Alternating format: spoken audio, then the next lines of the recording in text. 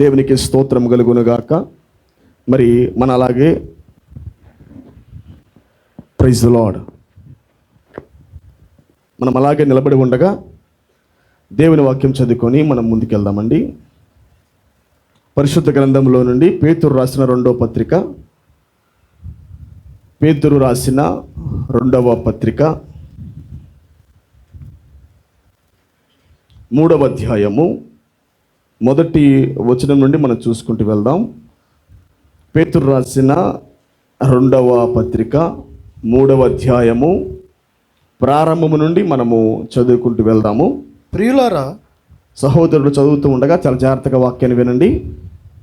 ప్రియులారా, ఈ 2వ పత్రిక మీకు ఇప్పుడు వ్రాయిచున్నాను. పరిశుద్ధ ప్రవక్తల చేత పూర్వమందు పలుకుబడిన మాటలను ప్రభువైన రక్షకుడు మీ అపోస్తుల ద్వారా ఇచ్చిన ఆజ్ఞను మీరు జ్ఞాపకం చేసుకునవలెను. విషయమును మీకు జ్ఞాపకము చేసి నిర్మలమైన మీ మనసులను రేపుచున్నాను. అంత్య దినములలో అపహాసకులు అపహసించుచు వచ్చి తమ స్వకీయ దురాలోచన చొప్పున నడుచుకొనుచు ఆయన రాకడను గూర్చిన వాగ్దానములు ఏమాయను, పితరులు నిద్రించినది మొదలుకొని సమస్తమును సృష్టి ఆరంభమున్నట్టే నిలిచిన్నదే అని చెప్పుదురని మొదట మీరు తెలుసుకొనవలెను. ఏలయనగా పూర్వము నుండి ఆకాశం ఉండెననియు నీళ్లలో నుండి నేల వలనను సమకూర్చబడిన భూమియు దేవుని వాక్యము వలన కలిగిననియు వారు బుద్ధిపూర్వకముగా మరతురు. ఆ నేల వలన అప్పుడున్న లోకము నీటి వరదలో మునిగి నశించెను. అయితే ఇప్పుడున్న ఆకాశమును భూమియు భక్తిహీనుల తీర్పును నాశనమును జరుగు దినము వరకు అగ్ని కొరకు నిలవ చేయబడినదై అదే వాక్యము వలన భద్రము చేయబడి ఉన్నది. ప్రియులారా, ఒక సంగతి మరిచిపోకుడి.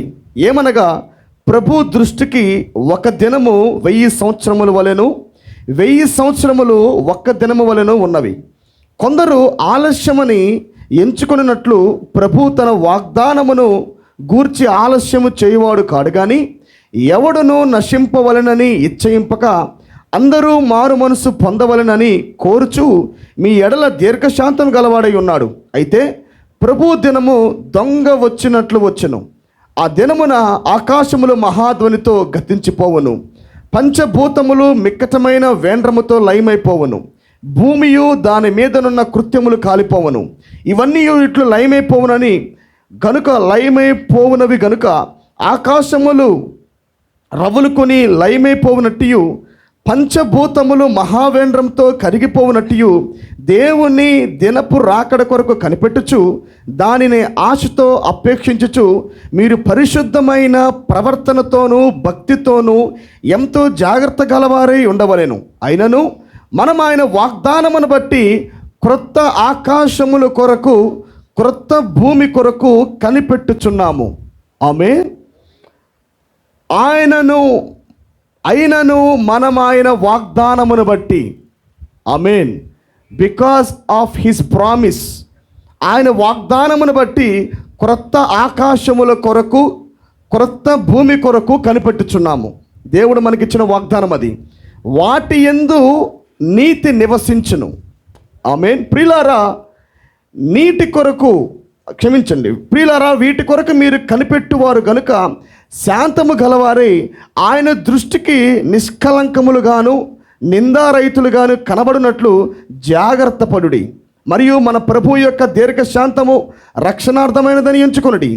అలాగూ మన ప్రియ సహోదరుడైన పౌలు కూడా తనకు అనుగ్రహింపబడిన జ్ఞానము చొప్పున మీకు రాసి ఉన్నాడు. ఆమేన్. దేవుడి కొద్ది మాటలు మన వినికిడిలో దీవించునుగాక. దయచేసి కూర్చుందామండి.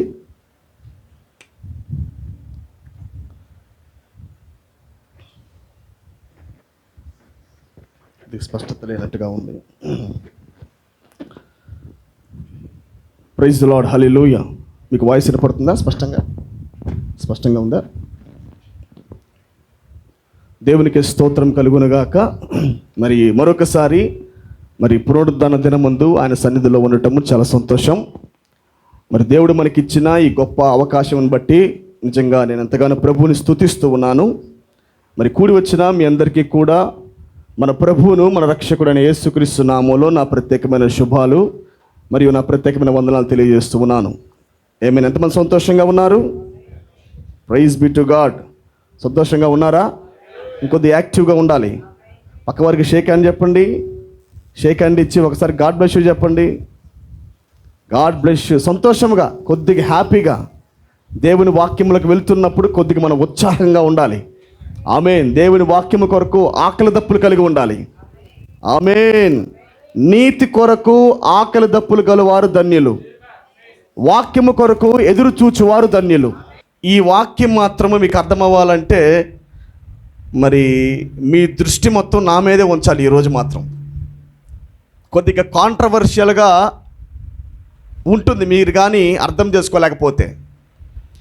నేను చెబుతున్న ఈ వాక్యము కానీ మీరు కానీ స్పష్టంగా వినకపోయినట్లయితే నేను ప్రకటిస్తున్న ఈరోజు వర్తమానం కొద్దిగా మీకు కాంట్రవర్షియల్గా తయారైద్ది, కొద్దిగా తికమగ్గా ఉండిద్ది అనమాట. అందుకని కొద్దిగా జాగ్రత్తగా మీరు దృష్టి పెట్టినట్లయితే, కదలని బొమ్మలు ఉన్నారు, కదలని కొండలు, సియోను కొండలు ఉన్నారు.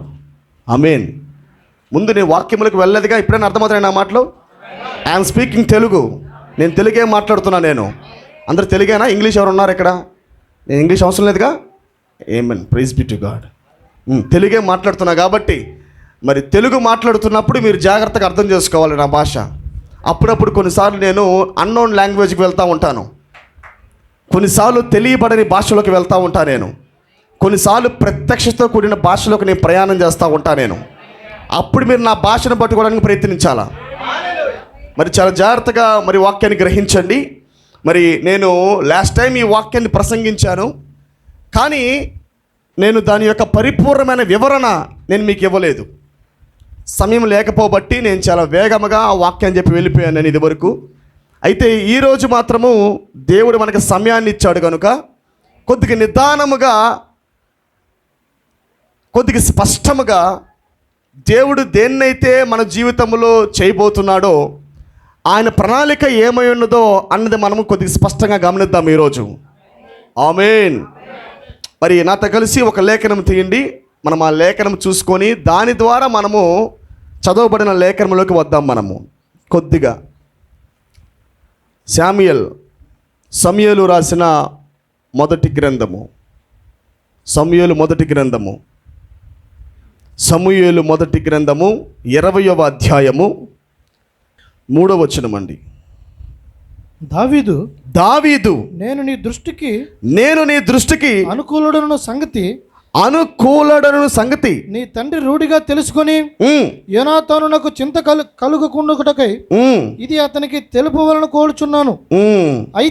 అయితే యెహోవా జీవము తోడు నీ జీవము తోడు నిజముగా నాకును మరణమునకును అడుగు మాత్రమున్నదని ప్రమాణం చేయగా. ఆమేన్. గమనించండి, దావీదు యోనాతానుతో మాట్లాడుతూ ఈ మాట పలుకుతున్నాడు.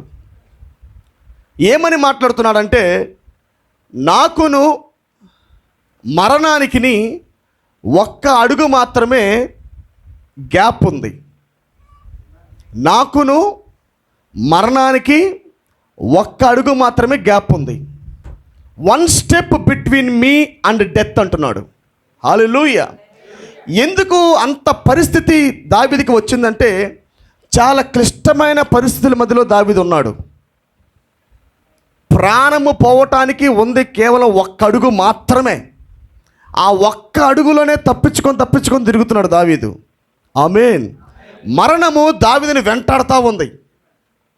మరణము దావీదుని వెంటాడుతుంది. ఈ సమయంలో దావీదు అంటున్నాడు, యోనాతాను, నాకు మరణానికి ఉన్నది కేవలం ఒక్క అడుగు మాత్రమే. Glory to God.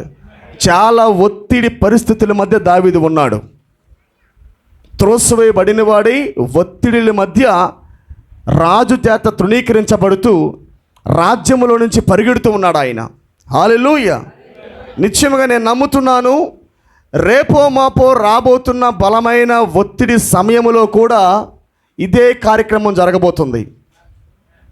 Before the rapture, ఎత్తబాటు సంఘానికి వధువుకి జరగడానికి మునిపే ఏదైతే యోనాతాన్తో దావీదు పలికాడో ఇదే మాట రేపన్నాక మనం పలకబోతున్నాం.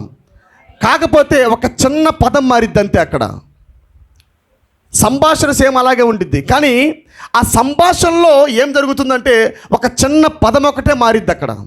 ఆ పదం ఏంటంటే, నాకును మరణానికి ఒక్క అడుగు మాత్రమే మిగిలి ఉన్నదని ఎలాగైతే దావీదు చెప్పాడో, కానీ మనం మాత్రము నాకును నిత్యత్వానికి మధ్య ఒక్క అడుగు మాత్రమే ఉన్నదని మనం చెప్పబోతున్నాం రేపన్నాక. ఆ శ్రమలో, ఆ ఒత్తిడిలో నేను మాట్లాడుతున్నాను. రేపన్నాక రాబోతున్న గొప్ప ఒత్తిడిలో ఇంకా పలుకబడిన మాట మనకి ప్రత్యక్షం కావడానికి మునుపు, మహా ఒత్తిడిలో మనం పెట్టబడినప్పుడు, మహాశ్రమలు మన మీద పడినప్పుడు, ఆమేన్, అప్పుడు మనం చెప్పే మాట ఏంటంటే, నాకు నిత్యత్వానికి ఒక్క అడుగు మాత్రమే గ్యాప్ ఉంది. ఆమేన్. దేవుడు ఎప్పుడు కూడా మరణం యొక్క అంచుల్లోకి తీసుకెళ్ళి ఒక పరీక్ష పెట్టి శ్రమలోకి లాగి అప్పుడు ప్రత్యక్షమవుతాడు ఆయన. సారేపతి విధవరాలు, మా దగ్గర ఉన్నది కేవలము కొద్దిగా పిండి కొద్దిగా నూనె మాత్రమేనయ్యా, ఇది తిని మేము మరణిద్దాం అనుకుంటున్నాం, నాకు నా కొడుకుకి మధ్య మరణము ఒక్క అడుగు మాత్రమే ఉన్నది. అప్పుడు వెళ్ళింది ఏలియా వర్తమానము. ఇన్ ద స్ట్రెస్, ఒత్తిడి మధ్యలో, ఆ ప్రెషర్లో, ఆ ఒత్తిడిలో ఏలియా వాక్యం తీసుకొని వెళ్ళాడు. గమనించండి ప్రియులారా, సారేపతి విధవరాల దగ్గరికి ఏలియా వెళ్ళినప్పుడు ఆమె పలికిన మాట ఏంటంటే, నాకును నా కుమారుడికి మాత్రమే కొద్దిగా పిండి కొద్దిగా నూనె మాత్రమే మిగిలి ఉన్నది, ఇది తిని మేము చనిపోదాం అనుకుంటున్నాం అన్నారు వాళ్ళు. అనింది ఆమె, ఇది తిని మేము మరణించబోతున్నాము, మరణిద్దాం అనుకుంటున్నాము అని అందామె. ఈ సమయంలో ఇంకా ఒక్క అడుగే, ఆ ఒక్క రొట్టు ముక్క ఉంది అక్కడ, ఆ కొద్దిగా పిండే ఉంది అక్కడ, కొద్దిగా నూనె ఉంది అక్కడ. ఆమేన్. అంటే ఒక్కడిగే ఉంది మరణానికి వాళ్ళకి. ఈ సమయంలో ప్రత్యక్షమైంది మూడవ ఈడ్పు కార్యం. Between has and the death, మరణానికి మనకు మధ్యలో ఉండే ఒక్క అడుగు సమయంలో దేవుడు రేపు అన్నాక ప్రత్యక్షం కాబోతూ ఉన్నాడు. కానీ ఒత్తిడిలోకి నెట్టేది మాత్రం వాస్తవమే. ఆమేన్. ప్రాణము పోయే పరిస్థితులకి మధ్యలోకి తీసుకెళ్ళేది మాత్రం వాస్తవమే. ఖచ్చితంగా మనం వెళ్ళేది మాత్రం వాస్తవమే. కానీ అలాంటి సమయంలో దేవుడు ప్రత్యక్షం అవబోతూ ఉన్నాడు. Glory to God. దేవుడు నిశ్చయముగా క్రిటికల్ పొజిషన్లో ప్రత్యక్షమవుతాడు. షద్రక్, మెషక్, అబేద్నెగోలు వాళ్ళు అగ్నిగుండములో పడవేయబడిన తర్వాత, అగ్నికి ఆహుతవుతున్న ఆ సమయంలో మరణము ఇంకా వారికి ఏ మాత్రం కూడా దూరంగా లేదు, ఒక్క అడుగు మాత్రమే ఉన్నది అక్కడ. అలాంటి సమయంలో దేవుడు ప్రత్యక్షమయ్యాడు. దానియేలుకంతే, షద్రక్, మెషక్, అబేద్నెగోలకంతే, అలాగనే సారేపతి విధవరాలకంతే అంతే, అలాగనే మనం చూసిన దావీదుకంతే. ఆమేన్. ఏ సమయంలో ఈ మాట పలుకుతున్నాడు, ఊరికే పలకట్ల ఆ మాట. అంత డేంజర్ పొజిషన్ అది, మహా ఒత్తిడి అక్కడ. అలాగనే ఇంకో కీర్తన కూడా దావీదు రాశాడు, 27వ కీర్తన, 27th చాప్టర్. దావీదు రాసిన 27వ కీర్తనలో కూడా దీని గురించే ప్రస్తావిస్తూ ఉంటాడు. చదివారా మీరు 27వ కీర్తన? ప్రవక్త ఆ అధ్యాయాన్ని ఎత్తబాటు అనే అంశానికి తీసుకున్నాడు. ఎత్తబాటుకు తీసుకోవాల్సిన ఏ అంశాలు?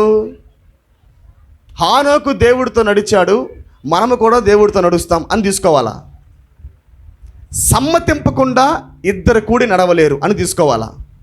లేదా దెస్సలోనికలు రాసిన పత్రిక, మొదటి పత్రిక 4వ అధ్యాయం తీసుకొని 16వ వచనం నుండి చెప్పుకుంటూ వెళ్ళాలా?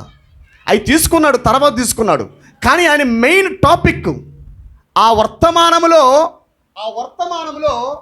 ప్రవక్త తీసుకున్న మరి ఆ అంశములకి, ఎత్తబాటు అనే అంశానికి ప్రవక్త తీసుకున్న అధ్యాయం ఏంటంటే 27వ అధ్యాయం ప్రియులారా, 27th చాప్టర్. ఈ 27వ అధ్యాయం దేనికి సంబంధించిందంటే, ఇది కొనుక్కోవటానికి సంబంధించింది కాదు. అది వింటున్నారా? ఇట్ ఈస్ నాట్ అది కొనుపోబట్టానికి సంబంధించిన లేఖనం కాదు, అధ్యాయం కాదు అది. ఆమేన్. చదవండి ఒకసారి. మీరందరూ కొద్దిగా తెలియనట్టుగానే ఉన్నారు.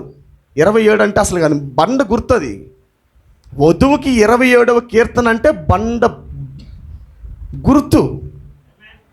ప్రింట్ మనసులో పడిపోవాలా, ఎత్తబాటుకి మునుపు 27 మనకున్నది అని.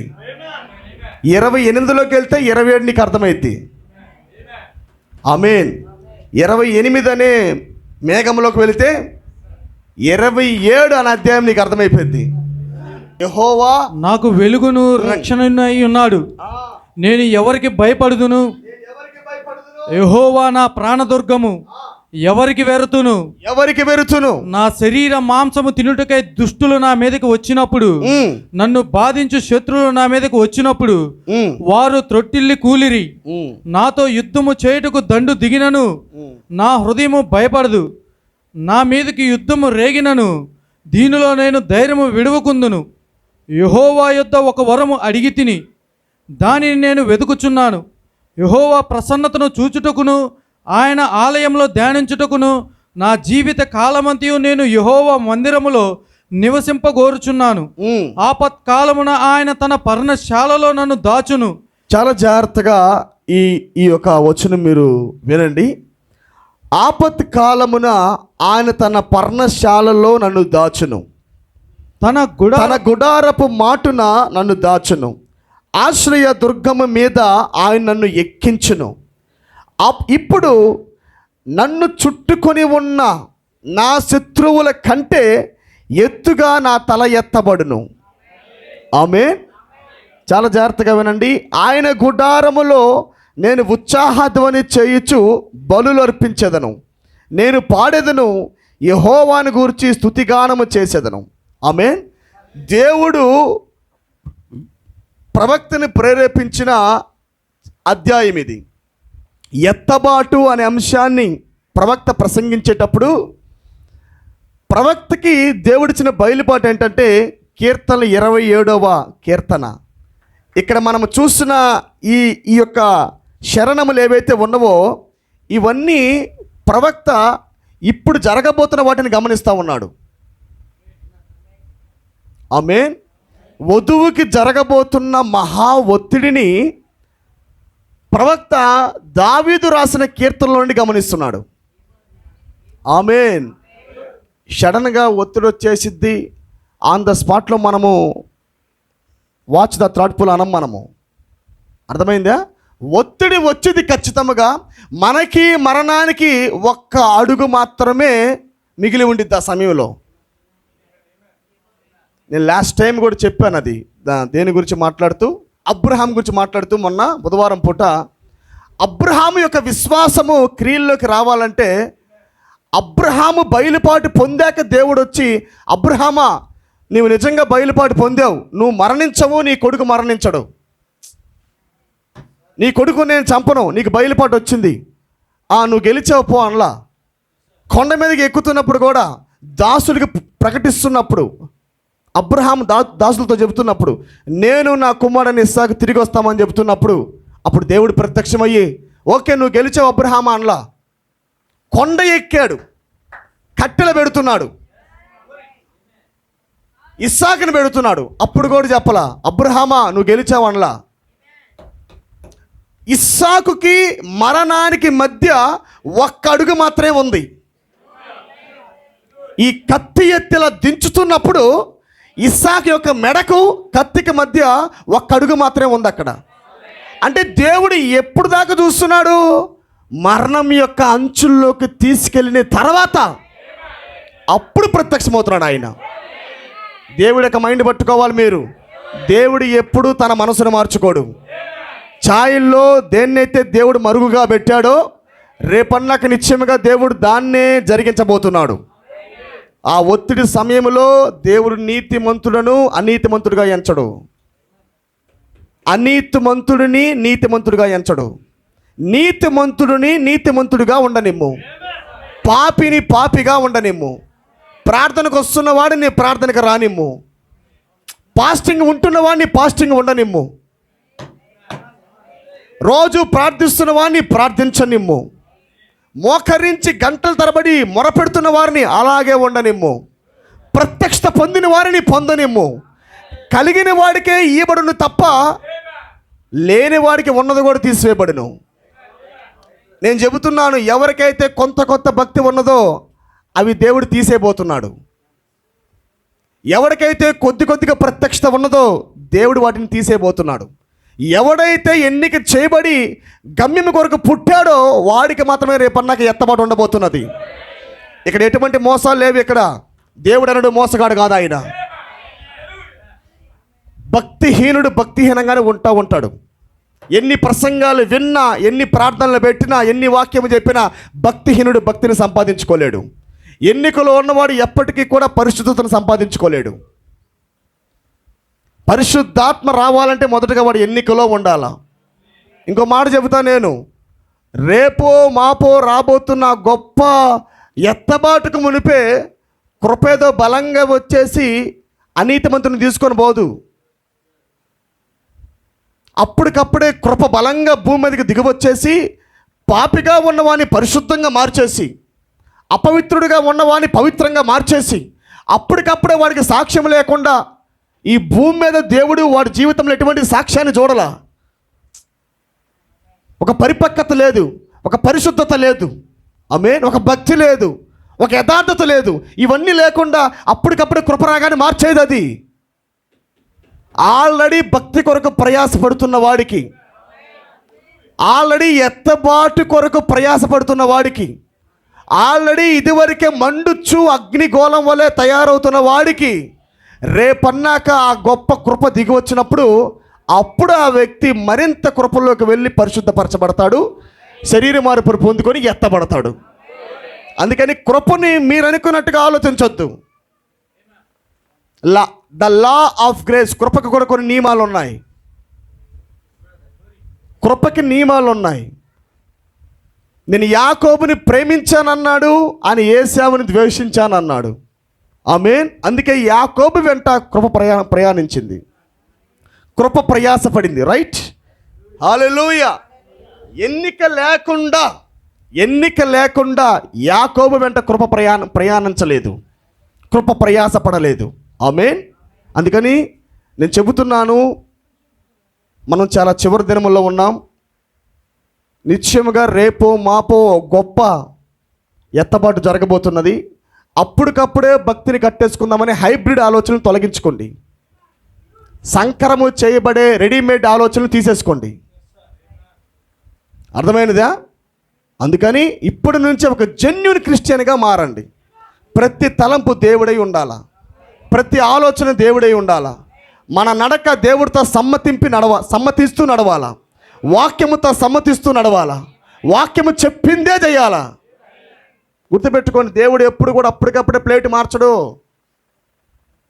పుట్టుకతోనే ప్లేట్ మార్చేస్తాడు ఆయన. అర్థమైందా? పుట్టుకతోనే అనేసాడు, తిరిగి జన్మించేటప్పుడే ఇలా అంటాడు. ఇంకా ఆమేన్. వాడికి ఒత్తిడి పెడతాడు, భారాన్ని పెడతాడు, ప్రార్థించమని దేవుడు చెబుతాడు, ఆత్మ ప్రేరేపణలు ఇస్తూ ఉంటాడు. ఆమేన్. అందుకే ఇప్పుడు పాపిగా మారుతున్న వాడు నువ్వెన్ని ప్రసంగాలన్నా చెప్పు, ఎన్నైనా బురుకొల్పు, కానీ వాడు పాపిగానే ఉంటాడు. వాడు పుట్టుకే పాపి కాబట్టి, ఆ అమ్మాయి పుట్టుకే పాపి కాబట్టి ఎవ్వరు మార్చలేరు. ఎన్నికలో లేని వాడిని ఇది కాదు, ప్రవక్త వచ్చి ప్రసంగించిన మారడోడు, హిమ్సెల్ఫ్ దేవుడు వచ్చి ప్రసంగించిన ఆ వ్యక్తులు మారరు. ఎందుకంటే డిజైన్ బై గాడ్, దేవుడి చేత వాళ్ళు ఎన్నికల్లో లేకుండా నిర్మించబడ్డారు. కానీ ఎన్నికల్లో ఉన్నవాడు వాక్యాన్ని వింటున్నప్పుడు వాడు వేగం పెరిగిద్ది, వాడి కోరికలు మారుతాయి, వాడి జీవితం మారిద్ది. నాలో ఏదో శుద్ధీకరణ కావాలి ప్రభువా, నా జీవితంలో ఇంకా ఏదో కొన్ని జరగాలి ప్రభువా, ఇంకా మిస్టేక్లు అలాగే ఉండిపోతున్నాయి, నా బ్లాక్ స్లైడ్, నా పాత జీవితం ఇంకా వెళ్ళిపోవాలా, నా బ్రిడ్జీలు ఇంకా తెగిపోవాలా. ఆమేన్. ఇవన్నీ జ్ఞాపకం వస్తాయి. నిజమైన దేవుని కుమారుడికి దేవుని కుమార్తె గురించి నేను మాట్లాడుతున్నా ఇవి. హల్లెలూయా. మరి ఈరోజు నేను వాటి గురించే ప్రస్తావించడానికి ఇష్టపడుతూ ఉన్నాను.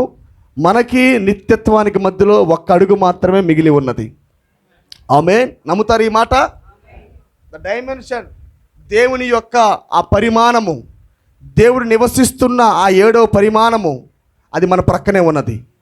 ప్రొఫెట్ అన్నాడు, వాక్య దేహము నీ ప్రక్కనే ఉన్నదన్నాడు. వాక్య దేహములో నుంచి మనము వింటున్నాము అన్నాడు. ఆమేన్. వాక్య దేహములో నుంచి మనము వింటున్నామన్నాడు ఆయన. అంటే మన ప్రక్కనే ఉందే ఓట్ బాడీ. ఎస్, ఆ పరిమాణము మనకి, ఆ పరిమాణమునికి ఒక్క అడుగు మాత్రమే ఉన్నది. కొద్దిగా గట్టిగా చెప్పాలి, కొద్దిగా ఆమె లేపండి అమ్మ. కొద్దిగా మనకి ఎత్తబాటుకి ఒక్క అడుగు మాత్రమే ఉన్నది. మనకి నిత్యత్వానికి ఒక్క అడుగు మాత్రమే ఉన్నది. మనకి వాక్య దేహానికి ఒక్క అడుగు మాత్రమే ఉన్నది. Glory be to God. Hallelujah. దేవుడు నిశ్చయముగా ఆ పరిమాణం యొక్క ప్రభావము మనకిచ్చునుగాక. రూపాంతరపరచబడాలంటే, ఎత్తబాటులోకి వెళ్ళాలంటే మొదటి నుండే ఏదో ఒక ప్రపంచం యొక్క ప్రభావం మన మీద పడుతూ ఉండాలా. Glory to God. అవి లేకుండా అప్పటికప్పుడే మనం ఏమాత్రం కూడా ఎత్తబాటులోకి వెళ్ళలేము. దీన్ని గుర్తుపెట్టుకోండి. Glory to God. మరి ఈరోజు నేను మాట్లాడాలనుకుంటున్న అంశం పేరేంటంటే కొద్దిగా వ్యత్యాసంగా ఉంటుంది. అందుకే నేను ప్రారంభంలోనే చెబుతున్నాను, చాలా జాగ్రత్తగా నా మాటలు మీరు క్షుణ్ణంగా గమనించాలి. ఆమేన్. నా అంశం పేరేంటంటే bride is waiting for the Gog Magog battle. వధువు గోగు మాగోగు యుద్ధము కొరకు ఎదురు చూస్తూ ఉన్నది. ఆమేన్. చాలా జాగ్రత్తగా మీరు విన్నట్లయితే నా మాటలు మీకు అర్థమైపోతాయి. ఆమేన్. ప్రవక్త అన్నాడు, తప్పులు పట్టుటకు నీవు కానీ వాక్యం విన్నట్లయితే నీకు తప్పులే కనపడతాయి అన్నాడు. లేదా వాక్యాన్ని నేర్చుకోవాలి, వాక్యాన్ని తెలుసుకోవాలి, వాక్యాన్ని పట్టుకోవాలి అనే ఆలోచన కానీ నీకు ఉన్నట్లయితే దేవుడు నీకు అలాగే నేర్పిస్తాడు. అంటే ఏ వైఖరితో అయితే మనము వాక్యాన్ని వింటున్నామో ఆ వైఖరితోనే దేవుడు నీకు అర్థము ఇస్తూ ఉంటాడు. అందుకని వాక్యాన్ని వినేటప్పుడు ఏదైనా దొరికితే బాగుండు అని వినకూడదు. ఆమేన్. ఎక్కడన్నా తప్పు చెబితే బాగుండు పబ్లిష్ చేద్దాం.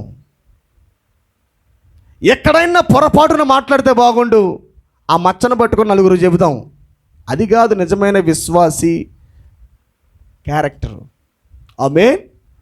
వాక్యాన్ని ప్రకటిస్తున్నప్పుడు ఏ కోణంలో వాక్యాన్ని తీసుకొని వస్తున్నాడో, ప్రభువా ఈరోజు ఈ దినమునకు ఆహారం ఏంటి ప్రభువా, నిజంగా నువ్వు నాతో మాట్లాడుతున్న మాటలు బట్టి నీకు వందనములు నాయనా. So learn the word. వాక్యాన్ని నేర్చుకుంటూ మనం ప్రయత్నించాలా, వాక్యాన్ని పట్టుకున్నట్టుకు నేను ప్రయత్నించాలా. ఆమేన్. అయితే ఇంకో విషయం ఏంటంటే, నేను చెబుతున్న వాక్యము బయలుపాటు ఉన్నోడికి అర్థమైద్ది, దాంట్లో నో డౌట్ ఎట్ ఆల్. నా వర్తమానము ఒక్కసారి ఒక్కరి వినిని ఎడల, 2 వర్తమానాలు నాది వినిని ఎడల నిశ్చయముగా నేను ప్రసంగిస్తుంది ఏంటో అర్థమైపోయి ఉండాలా. ఏ ఉద్దేశంతో వాక్యం ప్రకటించబడుతుందో, ఏ కోణంలో వాక్యాన్ని ప్రకటిస్తున్నానో దాని యొక్క మూల ఆధారము ఖచ్చితంగా అర్థమై ఉంటుంది అంతే. అందుకని నేను ఏం ప్రకటించినా ఆ విషయాన్ని మీరు చాలా జాగ్రత్తగా పట్టుకుంటూ వచ్చినట్లయితే నా వాక్యం యొక్క మూల అర్థం మీకు అర్థమైపోయింది. Glory to God. జాగ్రత్తగా వినండి. Braid is waiting for the Gog Magog battle. ఇప్పుడు మనం ఎదురు చూస్తుంది దేని కొరకు అంటే గోగు మాగోగు యుద్ధము కొరకు. Glory to God. Hallelujah. Amen. చూడండి ప్రియులారా, ఏదెను తోటలో ఆదాము హవ్వలు పాపం చేసిన తర్వాత వారు దేవుడు వారికి ఇచ్చిన మహిమా దేహాన్ని వాళ్ళు కోల్పోయారు. పాపము లేని దేహాన్ని దేవుడు వారికి ఇచ్చాడు. మరణమే లేని దేహాన్ని దేవుడు వారికి ఇచ్చాడు. చెమట లేని, మరణము లేని, పాపము లేని, అప్పు లేని, రోగము లేని, ఆమేన్, చాలా శ్రేష్టమైన దేహం అది, చాలా సౌకర్యవంతమైన దేహం అది. దేవుడు ఆదాముని హవ్వని అటువంటి దేహంలో పెట్టాడు. ఆయన పెట్టిన తర్వాత కొన్ని ఆజ్ఞలు జారీ చేశాడు. వేటిని తినాలో వేటిని తినకూడదు, దేన్ని ఫాలో అవ్వాలో దేన్ని ఫాలో అవ్వకూడదు. ఇవన్నీ దేవుడు కొన్ని ఆజ్ఞలు ఏదైనా తోటలో ఒక చిన్న బైబిల్ ఇచ్చి ఆయన అమలు పరిచాడు ఆ బైబిల్ని. అయితే తరచూ నిదానంగా మరి సాతాను రావటం, వాడు మాట్లాడటము, ఈ వాక్యాన్ని మరి రోజు వింటూ వింటూ వింటూ ఏం చేసిందంటే హవ్వ వాడి వాక్యాన్ని తీసుకుంది. ఆమె తీసుకోవటం బట్టి వీళ్ళు ఉన్న ఈ యొక్క గ్లోరియస్ బాడీని వాళ్ళు కోల్పోయారు. ఆదాము హవ్వలు కలిగి ఉన్న అమూల్యమైన శ్రేష్టమైన ఈ దేహాన్ని వాళ్ళు కోల్పోయారు అప్పుడు. ఆమె ఇప్పుడు మనం ఎలాగైతే చెమట ఉందో, చెమట కారుస్తున్నామో, మనం ఎలాగైతే ఇప్పుడు పాప ప్రేరేపణలతో నివసిస్తున్నామో, ఎలాగైతే కష్టపడుతున్నామో, ఆదాము హవ్వలు కూడా ఏదైనా తోటలో పాపాన్ని చేసిన తర్వాత మనలాగే వారి దేహాలు కూడా మారిపోయినాయి. ఆమేన్. ఆదాము సృష్టిలో నుండి తీయబడ్డాడు కనుక ఆదాము పడిపోయిన వెంటనే ఆటోమేటిక్గా సృష్టి అంతా పడిపోయింది.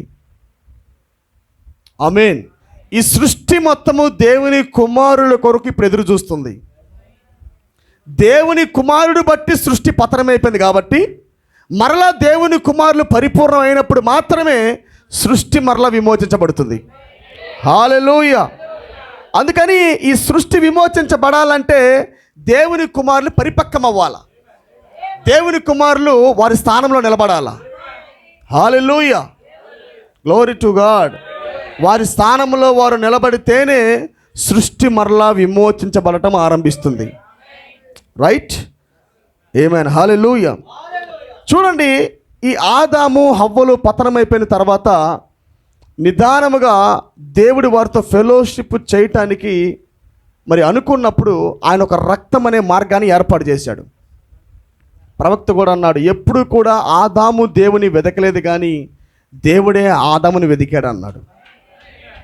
విమోచన ప్రణాళికల గురించి మాట్లాడుతూ ప్రవక్త అంటాడు, విమోచన ప్రణాళికలో గొప్ప భాగం ఏంటంటే మనము దేవుని వెతకడం కాదు కానీ దేవుడే మనుషుల్ని వెతుకుట. ఆమేన్. ఆదాము అని దేవుడే భూమి మీదకి వచ్చాడు ఫర్ ఫెలోషిప్. నాకు నీకు మధ్య సహవాసం తెగిపోకూడదు కుమారుడా. ఆమేన్. నేను నీకు ఒక మార్గాన్ని ఏర్పాటు చేస్తున్నాను, అదే రక్తమని దేవుడు ఒక రక్తాన్ని ఏర్పాటు చేసి ఆయనకి తన పిల్లలకి మధ్య ఒక వారిదిగా ఆయన రక్తాన్ని ఉంచాడు ఆయన. ఆమేన్. ఇప్పుడు రక్తములో నుంచి నడుచుకుంటూ వెళ్తున్న ప్రతి ఒక్కరు కూడా దేవుని ముఖాన్ని చూడగలరు. అవునా? రక్తం అనే బ్రిడ్జి మీద, వారధి మీద మనం నడుచుకుంటూ వెళ్ళిన తర్వాత మనం ఇప్పుడు దేవుని చూడగలం మనము. ఆమేన్. ప్రొఫెట్ అన్నాడు, దేవుడు మన కొరకు ఏర్పాటు చేసిన ఏకైక మార్గము అనే వర్తమానం ప్రకటిస్తూ కూడా ఈ మాటలు చెప్పాడు ఆయన. God has provided a way for this hour. ఈ గడియకు దేవుడు మనకు ఏర్పాటు చేసిన మార్గము ఏమిటంటే రక్తము. అది ఏ వాక్యము. వాక్యము లేకపోతే అక్కడ ఫెలోషిప్ లేదు. వాక్యము లేకపోతే, రక్తము లేకపోతే దేవుడి ప్రజలతో మాట్లాడ్డా ఆయన. Glory to God. అయితే దేవుని యొక్క ఆలోచన ఏంటంటే ఒక మనుషుడు 1000 సంవత్సరాలు జీవించాలి. ఏ మ్యాన్ మస్ట్ లివ్ 1000 years. ఒక మనుషుడు నిశ్చయముగా ఈ భూమి మీద 1000 దినాలు జీవించాలి అన్నదే దేవుడి యొక్క ప్రణాళిక. ఆమేన్. అయితే బైబిల్లో మనం గమనించినప్పుడు హయ్యెస్ట్గా ఈ భూమి మీద ఎక్కువ సంవత్సరాలు జీవించిన వ్యక్తి ఎవరు? మెతూషెల, అంటే హానోకు కుమారుడు. హానోకు కుమారుడైన మెతూషెల ఎన్నేళ్ళు జీవించాడు చెప్పాలి? 969 సంవత్సరాలు. 969 సంవత్సరాలు మెతూషెల జీవించాడు ఇక్కడ ఈ భూమి మీదే. కానీ దేవుడి యొక్క ప్లాన్ ఏంటి? 1000 ఏళ్ళు జీవించాలి, కానీ ఈ దేహంలో ఉండి కాదు. కొద్దిగా నా మాట మీరు పట్టుకోవాలి. దేవుడు మైండ్ ఏంటి? 1000 ఏళ్ళు మనిషి జీవించాలి, కానీ వాడిని కలిగి ఉండి కాదు. వాడి నియమాలు కలిగి ఉండి మాత్రం జీవించకూడదు. ఆమేన్.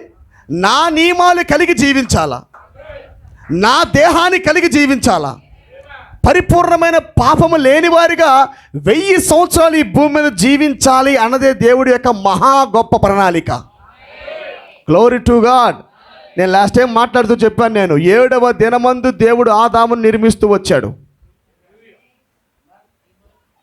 అంటే ఆదాము 1000 సంవత్సరాలు జీవించలేదా? చెప్పాలి మీరు. వాక్యము ఒకసారి రాయబడిందంటే దానికి ఎంతో అర్థం ఉండిద్ది. ఎందుకు దేవుడు పాప నియమాలతో ఉన్న ఒక వ్యక్తిని 1000 సంవత్సరాల పాటు జీవించకుండా చేశాడు? మెతూషెల జీవించడానికి ఇంకా 1000 సంవత్సరాలకి ఉన్న సమయం ఎంతంటే కేవలం 31 సంవత్సరాలు మాత్రమే. ఇతను చనిపోయింది 969వ సంవత్సరము. ఇంక 1000కి ఎన్నేళ్ళు ఉన్నాయి? ఇంక 31. ఆమేన్. ఈ 31 కూడా జీవించి ఉన్నట్లయితే నిశ్చయంగా మెతూషెల కూడా దేవుని యొక్క వాగ్దాన ప్రకారంగా నిలబడిన వాడే, దేవుని కుమారుడిగా జీవించి ఒక సవాలు పూర్వకంగా ఉండేవాడే. ఆమేన్. కానీ దేవుడి ప్రణాళిక ఏంటంటే 1000 దినములు నా కుమారులు జీవించాలి, కానీ పాపం లేని వారిగా ఉండాలి. ఎందుకంటే 1000 ఏళ్ళు జీవించకుండా సాతాను దెబ్బకొట్టాడు. ఆమేన్. 1000 సంవత్సరములు జీవించనివ్వకుండా సాతాను దెబ్బకొట్టాడు. ఇప్పుడు దేవుడి మైండ్ ఏంటంటే పరిపూర్ణమైన ప్రజలుగా 1000 సంవత్సరాలు ప్రజలు ఈ భూమి మీద జీవించాలి. నా మాట మీరు పట్టుకోవాలి. Glory to God. అందుకే పిల్లారా, మనకి జరుగుతున్న ప్రతి శుద్ధీకరణ దేవుడు సృష్టి కూడా చేసుకుంటూ వస్తున్నాడు. ఆదాము ద్వారా సృష్టి పడిపోయింది కనుక మరలా ఆదాము ద్వారానే దేవుడి సృష్టిని తిరిగి రిస్టోర్ చేయాలి. ఆమేన్. దేవుని కుమారులు, దేవుని కుమార్తెల ద్వారా సృష్టి పతనమైంది కనుక మొదటిగా దేవుడి కుమార్తెలను, దేవుని కుమార్తెలను పరిపూర్ణం చేసి వీరి ద్వారా సృష్టిని కూడా దేవుడు పరిపూర్ణం చేయాలి. హల్లెలూయా. మనం చూసాము దేవుడు ఏర్పాటు చేసిన మార్గం ఏంటంటే ద వే టు పర్ఫెక్షన్. ఒక మనుషుడు పరిపూర్ణం అవ్వాలంటే దేవుడు కొన్ని ప్రాసెస్ ఏర్పాటు చేశాడు. కొన్ని మార్గాలు దేవుడు మనకి ఏర్పాటు చేశాడు. ఆమేన్. ఆ వర్తమానాలే మనము వినుకుంటూ వస్తున్నాం. చంద్రుడి గురించి అయినా, బటర్ఫ్లై గురించి అయినా, చక్రం గురించి అయినా, క్లౌడ్ ఎలా ప్రాణంలోకి మరి కరుణాపీఠం మీదకి ఎలా ప్రయాణం చేసింది విన్నారు. ఇవన్నీ కూడా దేవుని యొక్క చట్టాన్ని సాతాను మీద అమలు చేయుట. ఆమేన్. ఇవన్నీ దేవుని ప్రణాళిక. అవి ఒక ప్రాసెస్. అవి ఒక మనిషి పరిపూర్ణం అవటానికి దేవుడు ఏర్పాటు చేసిన క్రమాలు అవి. హల్లెలూయా. మొదటిగా దేవుడు మనిషికి ఏమి ఇవ్వటానికి ఇష్టపడ్డాడంటే ఆయన నీతీకరణ ఇవ్వటానికి ఇష్టపడ్డాడు. ఆమేన్. కొద్దిగా స్లోగా వెళ్తాను, ఎందుకంటే నేను ఈ మాటలు మీరు పట్టుకోవాలంటే హడావుడిగా వెళ్ళకూడదు కాబట్టి కొంచెం స్లోగా వెళ్తాను, పట్టుకోండి. మనిషికి దేవుడు ఏర్పాటు చేసిన మొట్టమొదటి మార్గం ఏంటంటే నీతీకరణ. నీతీకరణ. ఆ నీతీకరణ అంటే దేవుని ఎరుగుట, నీటి బాప్తిసాన్ని పొందుట. రెండవది ఏంటి? శుద్ధీకరణ. మూడవది పరిశుద్ధాత్మ బాప్తిజం. ఆమేన్. దేవుడు ఎల్లప్పుడూ కూడా 3లో పరిపూర్ణత కలిగిన వాడు. కొద్ది గట్టిగా చెప్పాలి. హల్లెలూయా. నేను ఉదయకాలం పూట 3 గంటలకు వచ్చాం. నిద్ర లేదు. నిన్న పొద్దున మెసేజ్ చెప్పి, నిన్న సాయంకాలం మెసేజ్ చెప్పి, రాత్రంతా ప్రయాణం చేసి 3 గంటలకు వచ్చి నిద్ర లేకుండా ఉదయకాలం లేచి మరలా వాక్యం చదువుకుంటూ ప్రిపేర్ అయ్యి ప్రార్థనలో ఉండి మీ దగ్గరికి వచ్చి వాక్యం ప్రసంగిస్తున్నా నేను. కానీ మీరు ఎట్టున్నారు తెలుసా? నేను 3 గంటలకు వచ్చినట్లేదు, మీరు వచ్చినట్టుంది. నిద్ర నాకు లేనట్టుగా లేదు, మీకు లేనట్టుగా ఉంది. ఆమేన్. హుషారుగా ఉండాలా. వాక్యం ప్రకటిస్తున్నప్పుడు ఆసక్తి ఉండాలా, హుషారు ఉండాలా. Your atmosphere will kill the atmosphere of God. మీ వాతావరణం దేవుని వాతావరణం కూడా చెడగొట్టిద్ది. అందుకే దైవికంగా ఉండాలి. వాతావరణము మనకి చాలా అవసరం కాబట్టి అందరూ దైవికంగా వాక్యాన్ని వినటానికి ఇష్టపడాలి. హల్లెలూయా. చాలా జాగ్రత్తగా వినండి. దేవుడు మొదటగా పెట్టింది ఏంటంటే నీతీకరణ, తర్వాత శుద్ధీకరణ, ఆ తర్వాత పరిశుద్ధాత్మ బాప్టిజం. ఇప్పుడు ఎలాగైతే ఒక మనుషుడికి ఇవి జరుగుతున్నాయో, ఒక తల్లిగారు తన పిల్లవాడికి మరి జన్మనిచ్చేటప్పుడు, ఒక తల్లి ఒక బిడ్డకి జన్మనిచ్చేటప్పుడు ప్రొఫెట్ అంటాడు మొదటిగా వచ్చేది నీరు, రెండవదిగా రక్తము, మూడవదిగా ఆత్మ. ఆమేన్. ఈ మూడు మనిషి జన్మించేటప్పుడు జరిగే ప్రక్రియ. భౌతిక జన్మలో కూడా నీరున్నది, రక్తం ఉన్నది, ఆత్మ ఉన్నది. అర్థమైందా? అలాగే తిరిగి జన్మించేటప్పుడు కూడా ఖచ్చితంగా ఇదే మూడు ప్రక్రియలు ఉండవలసి ఉంది. అమ్మా నాన్నకి పుట్టినప్పుడు ఇదే ప్రక్రియే, దేవుడికి పుట్టేటప్పుడు కూడా ఇదే ప్రక్రియే. ఆమేన్. ఈ మూడు ఖచ్చితంగా ఉండాలి మనిషికి. మొదటిగా నీతీకరణ జరగాల, తర్వాత శుద్ధీకరణ జరగాల, ఆ తర్వాత పరిశుద్ధాత్మ యొక్క అగ్ని బాప్తిసం జరగాల. ఆమేన్. ఈ మూడు మనిషికి జరిగినప్పుడు మాత్రమే ఆ వ్యక్తి తిరిగి జన్మిస్తాడు. ఆవరణము మనం చెప్పుకున్నాం కదా, ఆవరణం అంటే నీతీకరణ, పరిశుద్ధ స్థలం అంటే శుద్ధీకరణ, అతి పరిశుద్ధ స్థలం అంటే కొత్త జన్మ, తిరిగి జన్మించుట. ఆమేన్. పరిశుద్ధాత్మ యొక్క బాప్తిసము. ఈ మూడు దేవుడు గుడారానికి ఏర్పాటు చేశాడు. ఈ గుడారమునకు దేవుడు ఏర్పాటు చేశాడు. ఇది గ్లోరీ టు గాడ్. అందుకని మనకి జరిగేదే సృష్టికి జరుగుతుంది. ఇది మైండ్లో గట్టిగా పెట్టుకోండి. ఇప్పుడు మీరు డిస్టర్బ్ అవ్వకుండా ఉండాలంటే, మీ కాంట్రవర్షియల్ లేకుండా ఉండాలంటే ఈ మాట మీ హృదయంలో బలంగా నాటుకోండి. మనకు జరిగేదే సృష్టికి జరుగుతుంది. మనకు జరిగేదే సృష్టికి జరుగుతుంది. మనకి నీతీకరణ జరిగిందా? మరి సృష్టికి జరగాలా లేదా? ఎప్పుడు జరిగింది సృష్టికి నీతీకరణ? నోవాహు దినములలో ఆయన తూములు విప్పి ప్రచండ వర్షము కుమ్మరించగా నోవాహు దినములలో ఈ భూమికి నీతీకరణ జరిగింది. నీటి బాప్తిసం జరిగింది. రైట్, వాటర్ బాప్తిసం జరిగింది. తర్వాత మనిషికి ఏం అవసరము చెప్పాలి కొద్దిగా ఫాస్ట్గా? శుద్ధీకరణ అవసరము. శుద్ధీకరణ మనిషికి కావాలంటే ఖచ్చితంగా భూమికి కూడా శుద్ధీకరణ అవసరమే. మనకు తెలుసు, ఆ తర్వాత 2000 సంవత్సరాలకి యేసుక్రీస్తు భూమి మీదకి వచ్చినప్పుడు ఆయన రక్తము కార్చగా ఈ భూమికి శుద్ధీకరణ జరిగింది. మనిషికి జరుగుతున్నట్టే సృష్టికి జరుగుతున్నది. Glory to God. ఇప్పుడు మూడవది ఏంటి? అగ్ని బాప్తిసం. రైట్, అగ్ని బాప్తిసము మనకి జరగాలి, సృష్టికి కూడా జరగాలి. ఇప్పుడు నేను ఒక ప్రశ్న అడుగుతాను, ఎంతమంది అగ్ని బాప్తిసాన్ని పొందారు? ఏంటి? నీతీకరణకి బాగా ఎంజాయ్గా ఉన్నారు, శుద్ధీకరణకి ఎంజాయ్గా ఉన్నారు. పరిశుద్ధాత్మని ఎంతమంది పొందారు? Rise your hand. నిశ్చయిత ఉన్న వాళ్ళు చేయి పైకి ఎత్తండి. Really I got Holy Ghost, నేను పరిశుద్ధాత్మను పొందాను అన్న వాళ్ళు చేయి పైకి ఎత్తండి. పొందానో లేదో? చాలామంది పొందానో లేదో. ఆమేన్. ప్రొఫెట్ అన్నాడు, సాధ్యమైనంత వరకు దేవుని రాకడ రేపే అన్నట్టుగా భావించి ఈరోజు పరిశుద్ధాత్మ కొరకు మొరపెట్టన్నాడు. నువ్వు దేని కొరకు వేగిరపడద్దు, పరిశుద్ధాత్మ కొరకు వేగిరపడన్నాడు.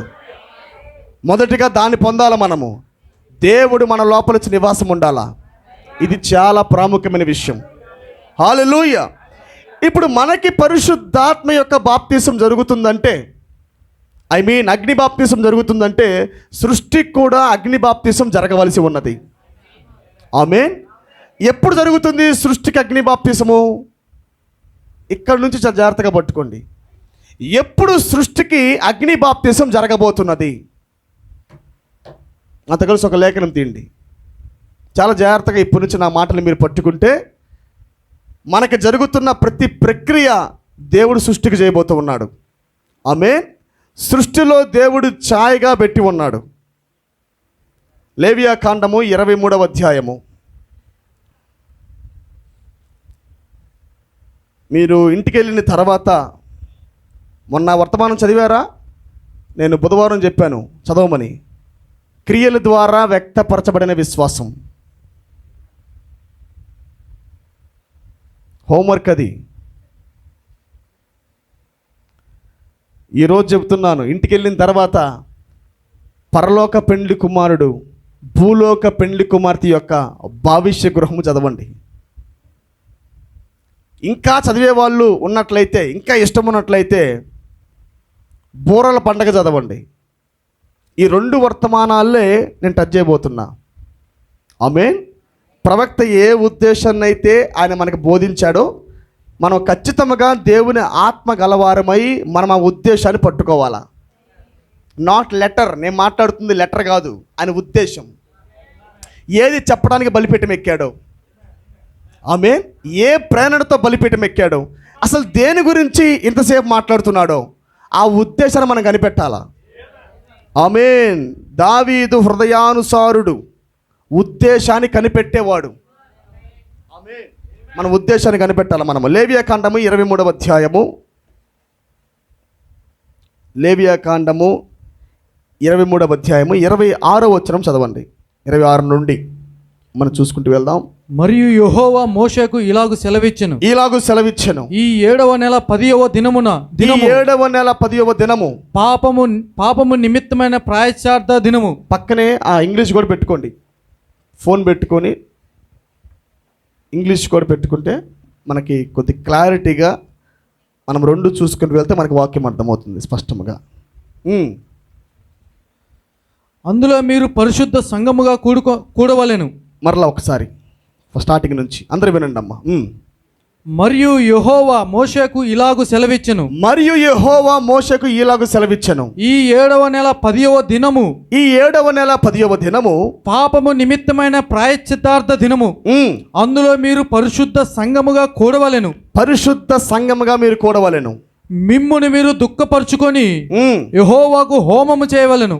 యెహోవాకు హోమము. అది ఇంగ్లీష్ చదవండి ఒకసారి. English 23 and 27. Also on the 10th day of the 7th month there shall be a day of atonement. ప్రాయశ్చిత్తార్థ పండగ జరిగిందా?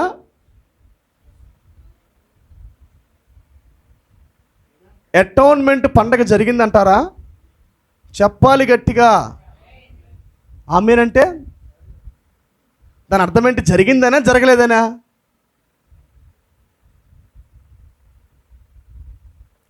ఈ 23వ అధ్యాయంలో 7 పండుగలు ఉన్నాయి. ఆమేన్. 7 సబ్బాతు దినాలు ఉన్నాయి. 7 49. 49 ఎప్పుడైతే 50 వస్తున్నదో అది జూబ్లీ. 49 దాకా ఒక ఖైదీ బానిసగా ఉండాల్సిందే, యజమానుడి కింద బానిసగా ఉండాల్సిందే. కానీ 50 అనే జూబ్లీ ఊదబడుతున్నప్పుడు వాడికి విడుదల దొరుకుతుంది. ఆమేన్. ఆఫ్టర్ 7 సబ్బాత్, 7 సబ్బాతులు ముగిసిన తర్వాత మనిషికి విడుదల దొరుకుతుంది. 7లో కాదు, 7 ముగిశాక 8లో ఆ వ్యక్తికి విశ్రాంతి దొరుకుతుంది. ప్రవక్త టచ్ చేసిన ప్రతి ఒక్క లేఖనము దీని గురించే.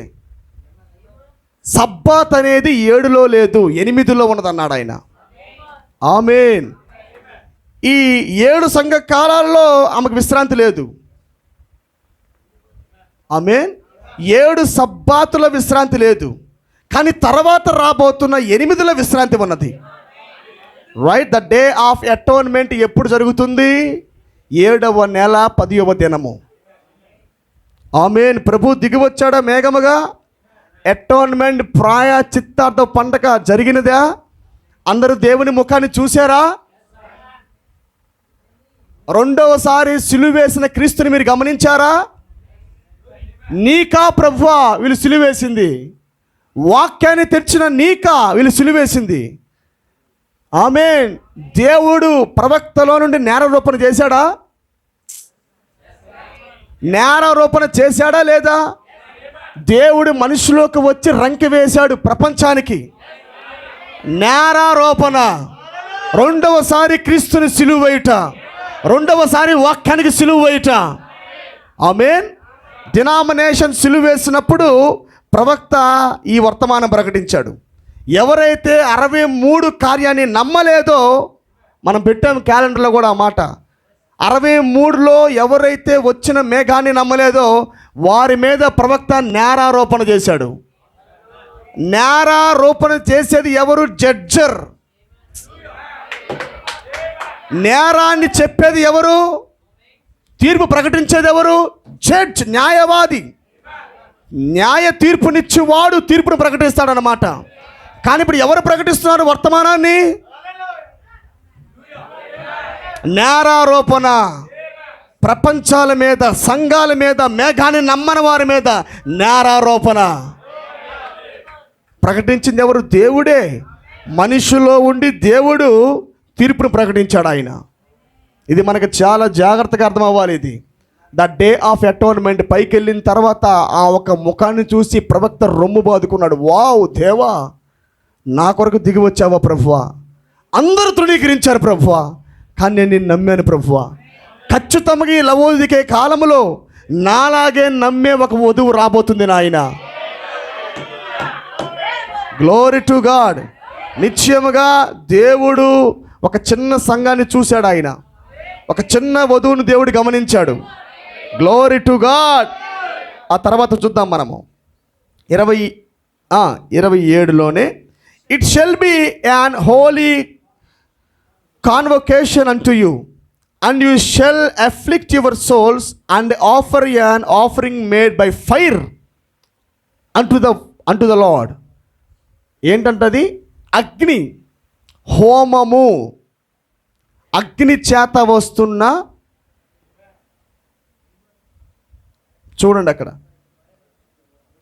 Fire unto the Lord. Amen. మిమ్ముని మీరు దుఃఖపరుచుకొని యెహోవాకు హోమము చేయవలెను. హల్లెలూయా. అంటే మీకు మీరుగా అగ్ని బాప్తిసాన్ని పొందవలెను. ఎప్పుడు పొందుతున్నారు? 7వ దినమందు. 7వ దినమందు ఈ పండగలో వాళ్ళు ఏం పొందుతున్నారు? అగ్ని బాప్తిసాన్ని పొందుతున్నారు. The fire unto the lord. మీరు దుఃఖపరుచుకొని, ఈ పాపంలో మేము ఉండలేము నాయన, ఇలాంటి వాతావరణం మాకొద్దు ప్రభు అని మీకు మీరుగా దుఃఖాన్ని తెచ్చుకొని దేవుని కొరకు ఒక రోషం కలిగిన వారే మీరు అగ్నిని అంటించాలి. ఇప్పుడు మీరు పరిశుద్ధతను పొందుకోవాలి. మీరు ఆత్మ లేకుండా ఎవరు కూడా దేవుని పిల్లలుగా పిలువబడరు. ఆత్మ లేనివాడు నా వాడు కాదు అన్నాడా దేవుడు? ఆత్మ లేనివాడు నా వాడు కాదు. అగ్ని బాప్తిసం పొందనివాడు నా వాడు కాదు. హల్లెలూయా. తర్వాత చూద్దాం మనం 28. ఆ దినమున మీరు ఏ పనియు చేయకూడదు. మీ దేవుడైన యెహోవా సన్నిధిని మీరు మీ నిమిత్తము ప్రాయశ్చిత్తము చేసుకొనుటకై అది ప్రాయశ్చిత్తార్థపు దినము. Glory to God. ఆ దినమున తన్ను తాను దుఃఖపరచుకొని ప్రతివాడు తన ప్రజల్లో నుండి కొట్టివేయబడును. ఇదే నేరారోపణ. ఆ దినాన్ని గమనించని వాడు, ఆమేన్, ఆ అటోన్మెంట్ని గమనించని వాడు, దేవుడి కొరకు దేవుడు దిగివచ్చిన కార్యాన్ని, క్షమించండి, ప్రజల కొరకు దేవుడు దిగివచ్చిన కార్యాన్ని నమ్మని వాడు, వాడి మీద ఏం జరుగుతుంది? నేరారోపణ. వాడి పేరు వారి వంశావళి నుండి కొట్టివేస్తాడు ఆయన. ఆమేన్. ఆ తర్వాత చూద్దాము. ఆ దినమున ఏ పనైనను చేయు ప్రతి వానిని వాని ప్రజలలో నుండకుండా నాశనము చేసేదను. అందులో మీరు ఏ పనియు చేయకూడదు. అది మీ సమస్త నివాసములలో మీ తరతరములకు నిత్యమైన కట్టడ. 32. అది మీకు మహావిశ్రాంతి దినము. ఆమేన్. ఇప్పుడు మనం ఉన్నది దేంట్లో? 7th 7లో ఉన్నాం మనము. సబ్బాతు డే ఇది. దేవుడు వచ్చుట బట్టి మనకు విశ్రాంతి దొరుకుతుంది. ప్రవక్త అన్నాడు పరిశుద్ధాత్మ విశ్రాంతి. Fire unto the lord. నువ్వు అప్పగించుకున్న ఈ యొక్క జీవితమే, నువ్వు ఎప్పుడైతే పరిశుద్ధాత్మను పొందుకుంటావో అదే విశ్రాంతి. ఆమేన్. ఆ తర్వాత మనము భూమికి చూడబోతున్నాం. దినములుగా మనం దాని తర్వాత లెక్కిద్దాం. మనము ముందు మనుషులు అయితే విశ్రాంతి కనపడాలా. ఆ తర్వాత దేవుడు 7వ దినముగా రేపన్నాక ఆయన భూమి మీద విశ్రాంతి తీసుకోబోతున్నాడు. కానీ దానికి ముందు మనుషులో దేవుడు విశ్రాంతిని పొందాలి. 6 దినములు దేవుడు సృష్టి చేసి బిజీగా అయ్యాడు. కానీ 7వ దినమందు దేవుడు ఆదాములోకి వచ్చి విశ్రాంతి పొందాడు. 6 సంఘకాలాల్లో దేవుడు ఆత్మగా ఉండి అనేక పనులు చేశాడు 7 దీపస్తంభాల మధ్యలో. ఆమేన్. కానీ 7వ దినమందు ఆయన రెస్ట్ తీసుకున్నటకు ప్రవక్త లోపలికి వచ్చాడు. ఆమేన్. 6 దినాలు ఆత్మగా ఉన్నాడు, 7వ దినమందు మనుషులకు వచ్చాడు. 6 దినాలు సృష్టిని చేశాడు, 7వ దినమందు ఆదాములోకి వచ్చి విశ్రాంతి పొందాడు. ఇది దేవుని యొక్క నిత్యమైన ప్రణాళిక. మనిషిలో దేవుడు నివాసం ఉండుట, మనిషి లోపల దేవుడు విశ్రాంతి పొందుట. ఆమేన్. అదే మర్మం, ద మిస్టరీ. ఆమేన్. అదే ఒక మిస్టరీ. 6 సంఘకాలాల్లో దేవుడు మనిషి లోపల నివాసం ఉండి ఇన్ని కార్యాలు చేయలా. కానీ ఈ దినమందే దేవుడు మనిషిలోకి వచ్చి కార్యాలు చేశాడు. సో ఈ 7th ఏజ్ చాలా ప్రాముఖ్యమైనది. తర్వాత మనం చూద్దాము. ఆ నెల 9వ నాటి సాయంకాలము మొదలుకొని మరుసటి సాయంకాలం వరకు మీరు విశ్రాంతి దినముగా ఆచరింపవలెను. మరియు యెహోవా మోషేకు ఇలాగ సెలవిచ్చును, నీవు ఇశ్రాయేలీయులతో ఇట్లనము, ఈ 7వ నెల 15వ దినము మొదలుకొని 7 దినముల వరకు యెహోవాకు పర్ణశాలల పండుగగా జరపవలెను. చూడండి, ఇట్లనము ఈ 7వ నెల 15వ దినము మొదలుకొని 7 దినముల వరకు యెహోవాకు పర్ణశాలల పండగను జరపవలెను. ఆమేన్. ఓకేనా? పర్ణశాలల పండగ, రైట్? పర్ణశాలల పండగ, టబర్నికల్, ఫీస్ట్ ఆఫ్ టబర్నికల్స్. పర్ణశాల వచ్చిందా మీకు?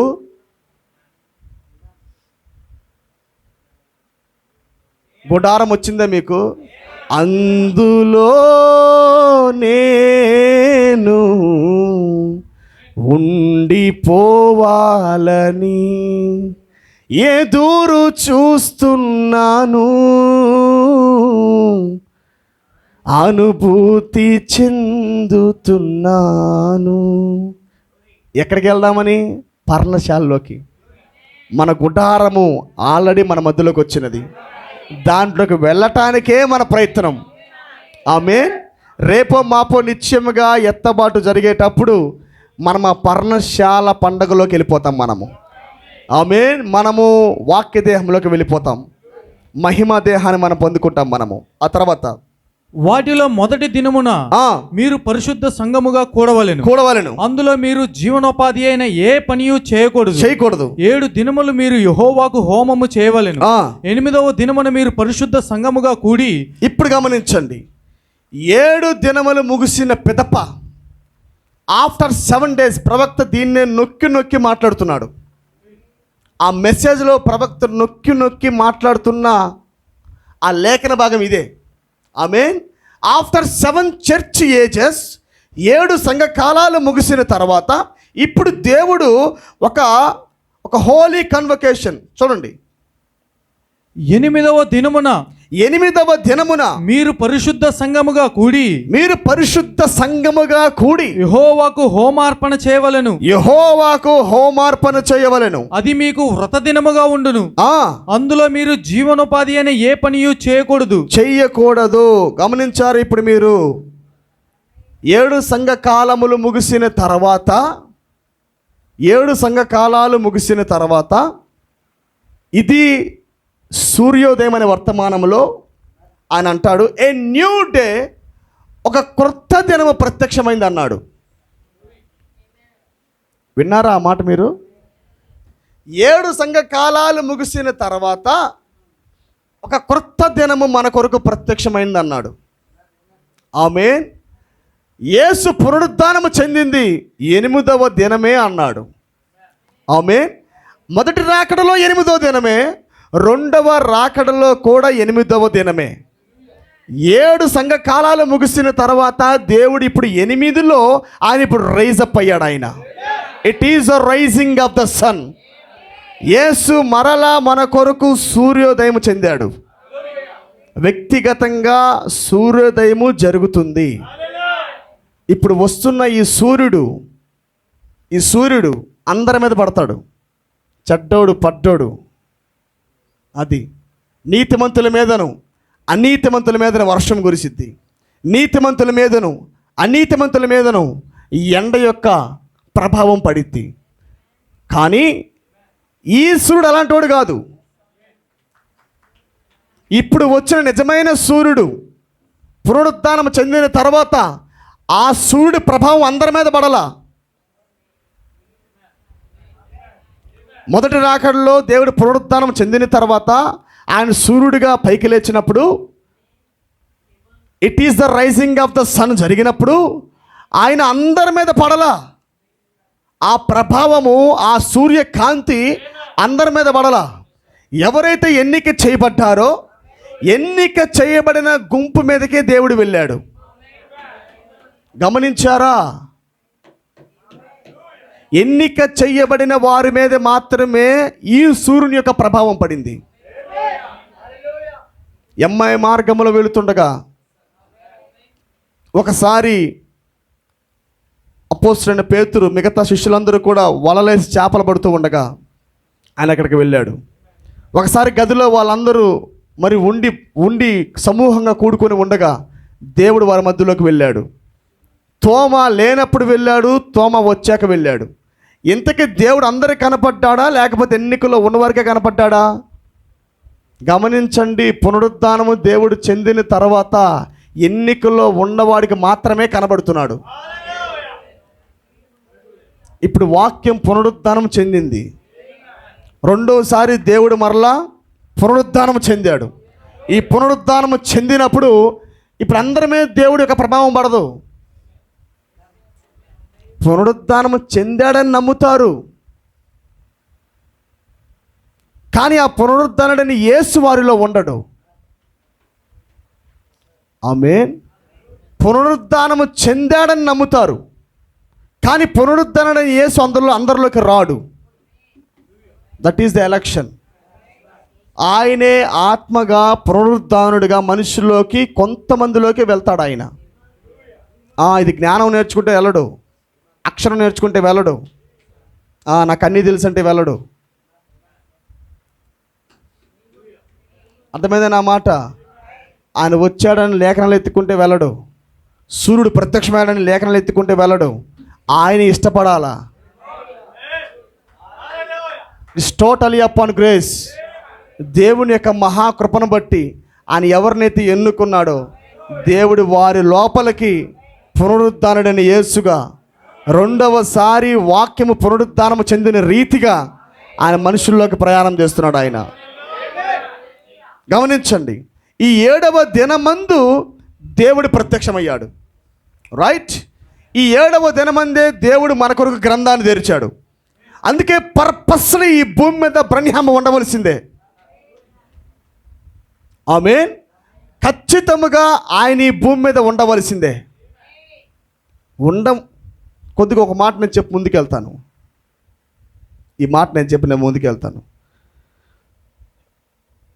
ప్రకటన 10:1 దేవుడు భూమి మీదకి దిగి వస్తున్నప్పుడు నిశ్చయముగా ఆ సమయంలో ఏడవ దూత భూమి మీద ఉండును అని ప్రవక్త అన్నాడు. ఎడమలో ప్రవక్త మాట్లాడుతుంటాడు. ఈ ప్రకటన 10:1 అనే బలిష్ఠుడకు దూత దిగి వస్తున్నప్పుడు, వర్తమానికుడు దిగి వస్తున్నప్పుడు, క్రీస్తు దిగి వస్తున్నప్పుడు ఖచ్చితంగా ఆయన దిగివచ్చే సమయంలో 7వ దూత భూమి మీద ఉండాలి అన్నాడు. ఒక సహోదరుడు అన్నాడు, భూమి మీద మీరు అన్నట్టు భూమి మీద ఉండాలని మీరు అంటున్నారు, కానీ ఆయన వచ్చినప్పుడు అసలు ప్రవక్త భూమి మీదే లేడు అన్నాడు. ఆయన ఆకాశంలో ఉన్నాడు అన్నాడు. ఈ ప్రకటన 10:1 దేవుడు భూమి మీదకి దిగి వచ్చినప్పుడు మీరేమంటున్నారు? 7వ దూత భూమి మీద ఉండాలి ఉండాలి ఉండాలి ఉండాలంటున్నారు. కానీ మీకు ఒకటి తెలుసా? మీకు తెలియంది ఏంటంటే ఆయన వచ్చేటప్పుడు 7వ దూత భూమి మీద లేడు. 7వ దూత ప్రకటన 10:7 గాలిలో ఉన్నాడు అన్నాడు. ప్రవక్త అంటుంది ఏంటంటే ప్రకటన 10:1 దిగొస్తున్నప్పుడు 7వ దూత భూమి మీద ఉండునంటే ఈ భూమి కాదు, చనిపోకుండా ఉంటాడని అర్థం. చనిపోకుండా భూమి మీద ఉంటాడని అర్థం.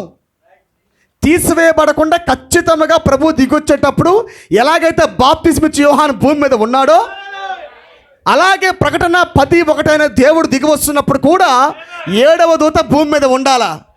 అంతేగాని ఈ భూమి మీద కాదు, గాల్లో ఉండడానికి కాదు అర్థం. నా మాట మీరు పట్టుకున్నారా? ఈ భూమి మీద ఉండడం కాదు, ఆయన గాల్లో ఉన్నాడు. భూమి మీద ఉండటం అంటే మరణించకుండా ఉంటాడు. ఎందుకంటే సజీవంగా ఎందుకు ఉండాలంటే మెస్సయ్యని పరిచయం చేసేదే ప్రవక్త. ఏలియా మస్ట్ ఇంట్రడ్యూస్ ద క్రైస్ట్. ఖచ్చితంగా ఈ కాలపు ఏలియా మెస్సయ్యాని తన వధువుకు పరిచయం చేయాలా. అందుకొరకు ఆయన భూమి మీద ఉండి తీరుతాడు మరణించకుండా. యోహాను ఎప్పుడైతే క్రీస్తుని పరిచయం చేశాడో, పరిచయం చేసిన తర్వాత చెరలోకి వెళ్ళిపోయాడు. ఎందుకు ఇంకా చెరలోకి వెళ్ళకుండా భూమి మీద ఉన్నాడు? పరిచయం చేయాలా. ఎందుకు మరణించకుండా ఉన్నాడంటే పరిచయం చేయాలా. ఆమె గుర్తుపట్టండి, భూమి అంటే ఇది కాదు. ఆయన భూమి మీద లేడు, గాల్లో ఉన్నాడు కాదు, గుర్తుపట్టాలి. భూమి మీద ఉండటం అంటే మరణించకుండా సజీవంగా ఉండటము. Glory to God. చూడండి, ఇప్పుడు ఈ భూమికి ఏమి జరగబోతుందంటే రేపన్నాక అగ్ని బాప్తిసం జరగబోతున్నది. ఆమేన్. అగ్ని బాప్తిసం జరగబోతుంది అని మనం చెబుతున్నామంటే మొదటిగా అది మనకు జరగాలి. మనకి జరగకుండా ఈ భూమికి అగ్ని బాప్తిసం జరగదు. వింటున్నారా? దేవుని కుమారుల కొరకే సృష్టి మికుల ఆశతో తేరి చూస్తూ ఉన్నది. ఆమేన్.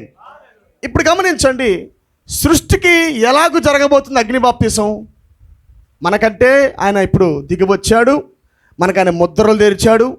పరిశుద్ధాత్మగా ఆయన మనకు దిగి వచ్చి మనలో నివాసం ఉంటూ ఆయనే జీవిస్తూ అదృశ్య కలయికగా ఆయన మనతో నడుస్తూ ఉన్నాడు, మనతో ప్రయాణం చేస్తున్నాడు, మనతో జీవిస్తున్నాడు ఆయన. ఆమేన్. ప్రొఫెట్ కూడా అన్నాడు ఒక మాట. ఏమన్నాడంటే, దేవుడు మొదటి రాకల్లో పునరుద్ధానం చెందిన తర్వాత 49 రోజుల దాకా ఆయన రాలా ఎవరిలోకి? ప్రజలలోకి. 7 సబ్బాతులు ముగిసేదాకా ఆయన రాలా. విన్నారా? 7 సబ్బాతులు ముగిసేదాకా ఆయన ఇంకా ప్రత్యక్షం కాల. ఆయన అంటాడు, వాళ్ళు హోలీ కన్వకేషన్గా కూడుకున్నప్పుడు 8వ దినము, 50వ దినం అంటే జూబ్లీ డే, బానిసత్వం నుంచి బయటికి విడిపించుట, శిష్యుల్లో ఉన్న మతిమరుపును తొలగించుట. ఆయన ఏ మాట అన్నాడు? నేను మీకు ప్రకటించిన దాన్ని మరలా జ్ఞాపకం చేస్తా. అంటే మీరు మరిచిపోతారు. ఇప్పుడు నేను చెప్పినా మీకు అది జ్ఞాపకం ఉండదు, కానీ నేను వచ్చినప్పుడు మరలా మీకు మతిమరుపు లేకుండా చేస్తా. స్పిరిచువల్ అమ్నేషియా వెళ్ళగొడతా. ఆత్మీయమైన మతిమరుపుని నేను తొలగిస్తా మీకు. ఎప్పుడండి ఇది? 7 సబ్బాతులు ముగిశాక. 7 7 49. 7 సబ్బాతులు ముగిసిన తర్వాత, అంటే 7 సంఘకాలాలు ముగిశాక దేవుడు ఇప్పుడు ఎలాగొస్తున్నాడు? అగ్నితో వస్తున్నాడు. వింటున్నారా నా మాట? దేవుడు 8వ దినమందు జూబ్లీ డేలో, 50వ దినమున పెంతెకోస్తు దినమందు మేడగది మీదకి దేవుడు పరిశుద్ధముగా ప్రజలు కూడుకొని ఉండగా ఆయన అగ్నిగా దిగివచ్చాడు ఆయన. ఆమేన్. ఇప్పుడు కూడా 7 సంఘకాలాలు ముగిసిన తర్వాత దేవుడు ఇప్పుడు అగ్నిగా మన మీదకి దిగివచ్చాడు. నమ్ముతారు ఈ మాట?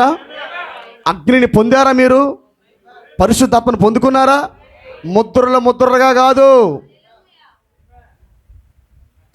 పరిశుద్ధాత్మగా అలా ఉండకూడదు. మనం వేరుగా ఉండకూడదు. పరిశుద్ధాత్మ పొందిన వారమే ఉండాలి మనము. Glory to God. ఇప్పుడు చూడండి ప్రియులారా, ఇప్పుడు మనం ఎలాగైతే పరిశుద్ధాత్మను పొందామో సృష్టి కూడా పరిశుద్ధాత్మను పొందుతున్నది. ఇదంతా కూడా ఆ వర్తమానంలోనే ఉంది. పరలోక పెండ్లి కుమారుడు, భూలోక పెండ్లి కుమారుడు యొక్క భవిష్య గృహము. ఆ వర్తమానం కానీ మీరు కానీ జాగ్రత్తగా చదవకపోతే అదంతా చాలా కాంట్రవర్షియల్ టాపిక్ లాగా ఉంటుంది ప్రవక్త ప్రకటించేది. ఆమేన్. ఏం ప్రకటిస్తున్నాడో కానీ మనం క్షుణ్ణంగా పరిశీలించకపోతే మనం తప్పిపోతాం. ఆమేన్.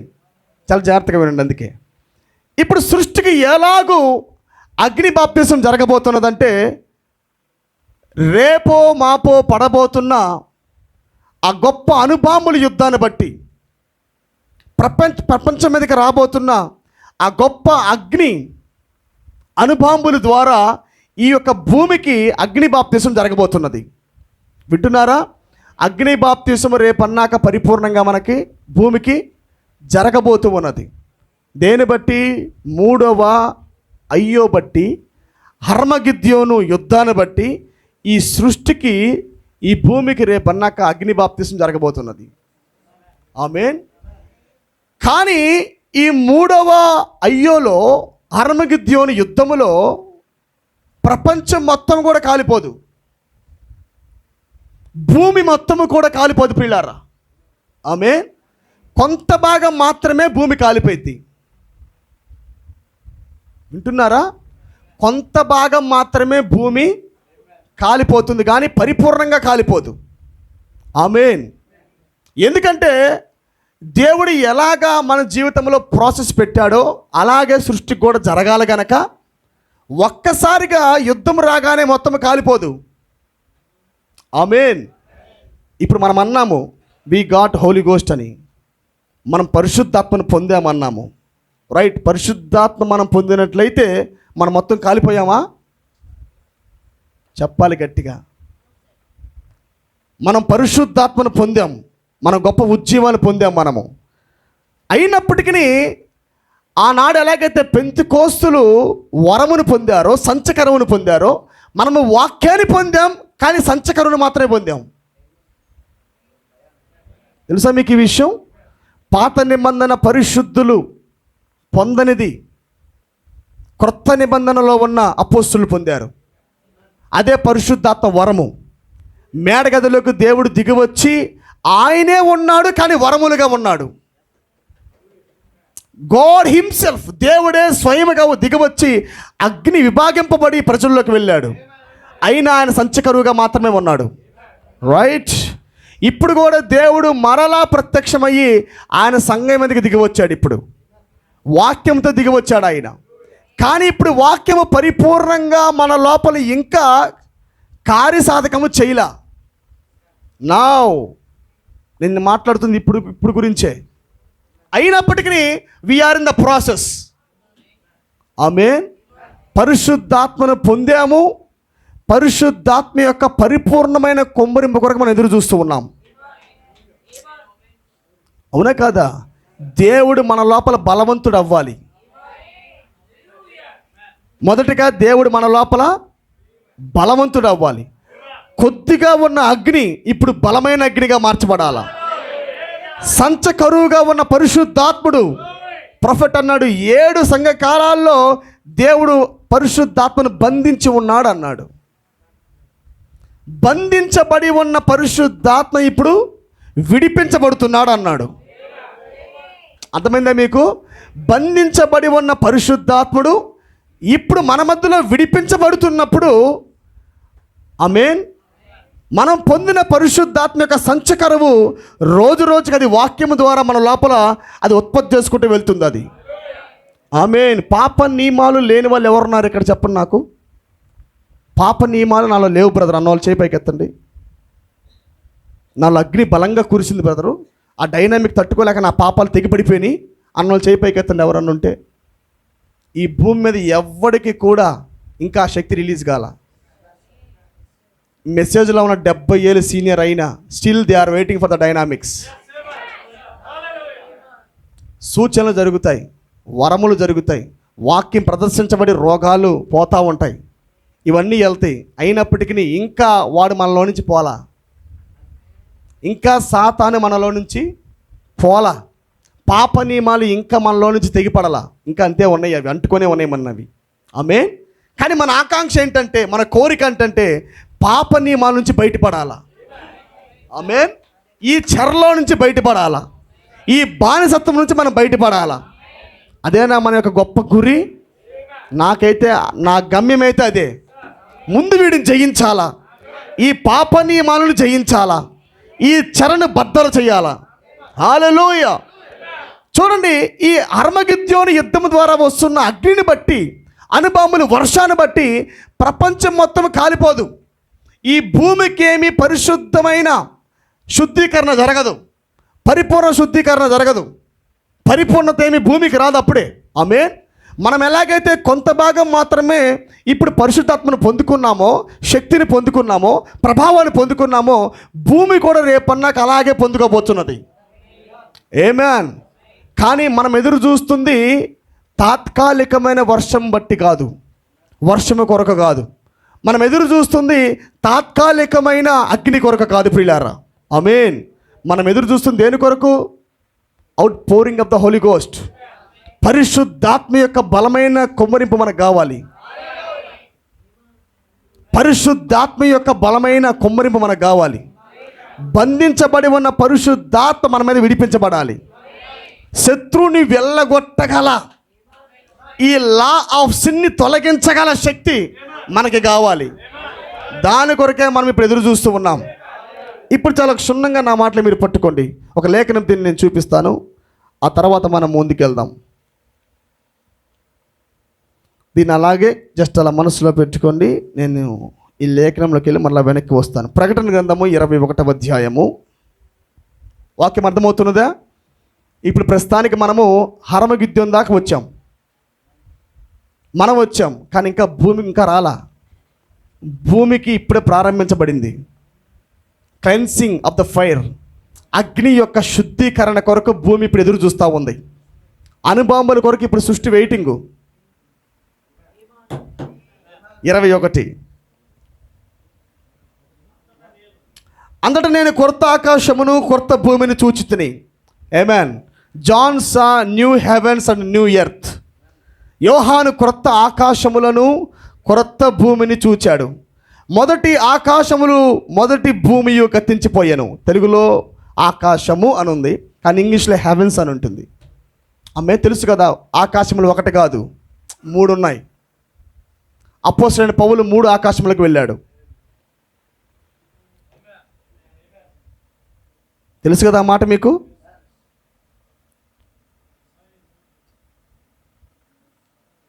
Glory be to God. హల్లెలూయా.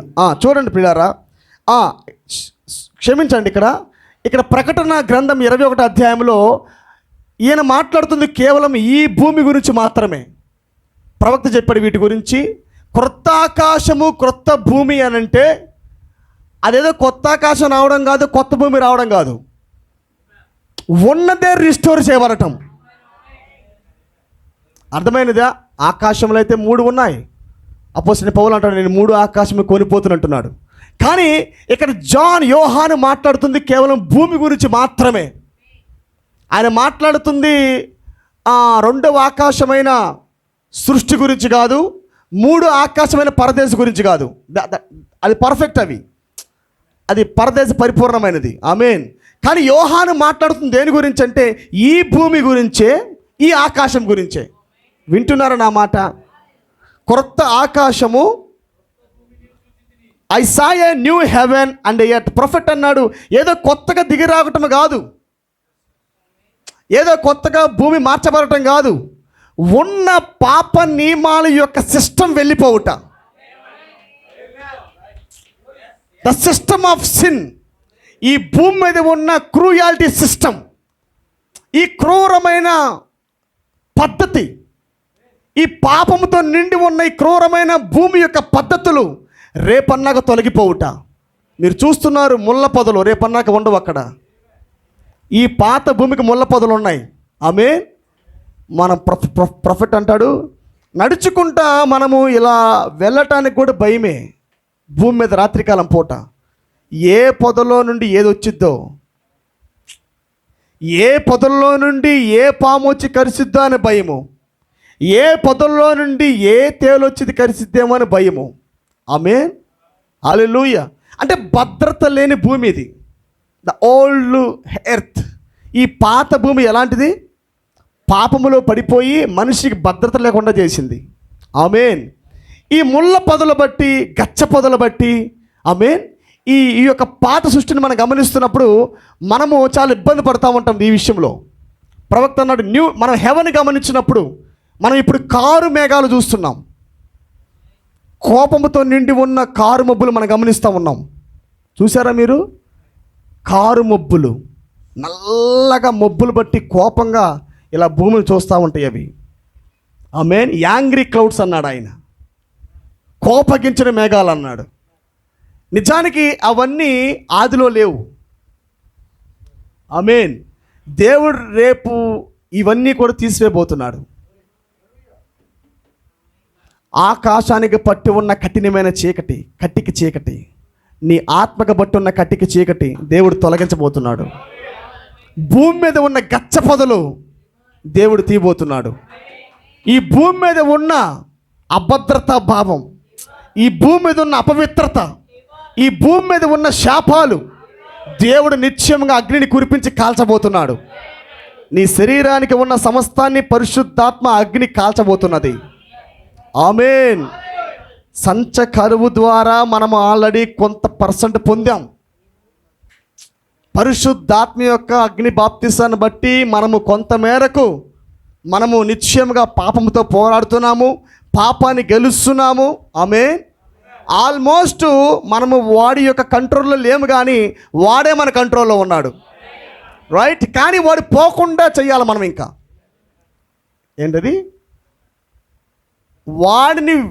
వాడిని మనం పోకుండా చేయటం కాదండి, వాడిని మనం వెళ్ళగొట్టే పనిలో పడాలి. ఇప్పుడు క్షమించండి, వాడు మనం వెళ్ళగొట్టే పనిలో పడాలా. పోకుండా చేయడం అనగానే సంతోషం వస్తుంది కొంతమందికి. వాడు వెళ్ళిపోవాలా, మన దేహాల్లో వాడు ఉండకూడదు పిల్లారా. ఎలా శత్రు కవిల్లో మేము ఉన్నాం ప్రభువా, వాడి చెరలో మేము ఉండమేంది ప్రభువా, వాడిని వెళ్ళగొట్టినాననే ప్రార్థన మనకు కావాలా. ఆమేన్. చూడండి ఇప్పుడు తర్వాత అర్థమవుతున్న వాక్యం మీకు. ఆమేన్. తర్వాత భూమి గతించిపోయాను, సముద్రమును ఇకను లేదు. మరియు నేను నూతనమైన యెరూషలేమును, ఆ పరిశుద్ధ పట్టణము తన భర్త కొరకు అలంకరింపబడిన పెండ్లి కుమార్తె వలె సిద్ధపడి ఆమేన్ పరలోకమందున్న దేవుని యొద్ద నుండి దిగి వచ్చుట చూచితిని. అప్పుడు ఇదిగో దేవుని నివాసము మనుషులతో కూడా ఉన్నది. దేవుని నివాసము మనుషులతో కూడా ఉన్నది. ప్రొఫెట్ దీన్ని మాట్లాడుతూ అంటాడు, దేవుని యొక్క నివాసము, దేవుని రాజ్యము మనుషుల్లోకి రావటమే గొప్ప ప్రణాళిక. యోర్దాను నది దగ్గరికి దేవుడు ఒకసారి బాప్తిసం కొరకు వచ్చినప్పుడు పరలోకంలో నుండి దేవుని రాజ్యము పావురు రూపంలో దిగివచ్చిందంట. The kingdom of heaven is like a dough. దేవుని యొక్క రాజ్యము పావురు వంటి ఆకారములో దేవుడి మీదకి దిగివచ్చిందంట. దేవుని రాజ్యము మనుషుల మధ్యలో ఉన్నది. అవునా అని ఏమన్నాడు? I am the temple of the God, I am the kingdom of God. తండ్రిని చూడాలంటే నా ద్వారా మీరు చూడగలరు. నేనే దేవుని యొక్క ఆలయం అన్నాడు, నేనే దేవుని యొక్క రాజ్యం అన్నాడు. ఆమేన్. దేవుని రాజ్యం మీ మధ్యలో ఉన్నదన్నాడు. అంటే ఎవరి గురించి మాట్లాడుకుంటున్నాడు? ఆయన గురించి ఆయనే మాట్లాడుకుంటున్నాడు. దేవుని రాజ్యం మీ మధ్యలో ఉందన్నాడు. వాళ్ళు ఎత్తుకుంటున్నారు ఎక్కడుందా అని. ఆయనే దేవుని రాజ్యం. ఆమేన్. దేవుని రాజ్యం మనుషుల మధ్యలో ఉండుట. ఆమేన్. లోకము నన్ను చూడదు, కానీ లోకము దేవుని రాజ్యాన్ని చూడదు. కానీ ఎన్నిక చేయబడిన ప్రజలు దేవుని రాజ్యాన్ని చూస్తారు. ఎంతమంది గమనిస్తున్నారు ఇప్పుడు? Are you noticing? మీరు గమనిస్తున్నారా దేవుని రాజ్యం మనల్లోకి వచ్చిందని? ఆమేన్. దానియేలు గ్రంథంలో చెప్పబడిన రీతిగా ఆ చేతి సహాయం లేని రాయి, ఆ రాజ్యము, చేతి సహాయం లేని రాయే రాజ్యము. అది దేవుని రాజ్యం. అది ఏం చేసింది? అది 4 రాజ్యాన్ని కూల్చింది. అది కూల్చిందా? నీ సొబుద్ధిని ఆధారం చేసుకోవద్దు. నీ నడకను కొట్టిందా? ఆమేన్. నీ పడకను కొట్టిందా? నమ్ముతారా మీ మాటలు మీరు? మీ గుండెను కొట్టిందా? నీ మనసును కొట్టిందా? చేతి సహాయం లేని రాయి అనే రాజ్యం వచ్చి ఈ 4 రాజ్యాలను కొట్టింది. అది 4 గుర్రాల్ని చంపింది. అది మనలో పని చేయుచున్న ఆత్మీయమైన 4 గుర్రాలను ఆ రాజ్యం చంపింది వచ్చి. హల్లెలూయా. అందుకే ప్రొఫెట్ అన్నాడు, క్రీస్తు యేసు కలిగి ఉన్న మనసును కలిగి ఉండుడి. నీ సొబుద్ధిని ఆధారం చేసుకోవద్దు. ఇంకా ఆ రాయి తగలనివ్వు. ఆ రాయి వచ్చి కొడుతున్నప్పుడు రాయికి లోబడు. కొట్టు ప్రభువా అను. అప్పుడు ఆయన నీ నుడితిని కొడతాడు. ఆ నుదుటికి రాయి తగిలినప్పుడు నీ మనసు ఎగిరిపోయి ఆయన మనసు వచ్చింది అన్నమాట. అర్థమైందా నా మాట మీకు? దేవుడు ఆ రాయితో మనల్ని కొట్టునుగాక. దేవుని రాజ్యం మన మీద పరిపాలన చేయునుగాక. ద న్యూ సిటీ, ఒక కొత్త పట్టణము, ఒక కొత్త జెరూసలేము, ఒక కొత్త దేవుని రాజ్యము మనుషుల మధ్యలోకి వచ్చింది. ఇప్పుడు రేపన్నాక భౌతికంగా రాబోతున్నది ఇప్పుడు స్పిరిచువల్గా ప్రజల మధ్యలోకి వచ్చింది. నేను అన్నీ ఆత్మీయంగా అంటున్నానని ఎత్తబాటు కూడా ఆత్మీయంగా అనుకునేరు.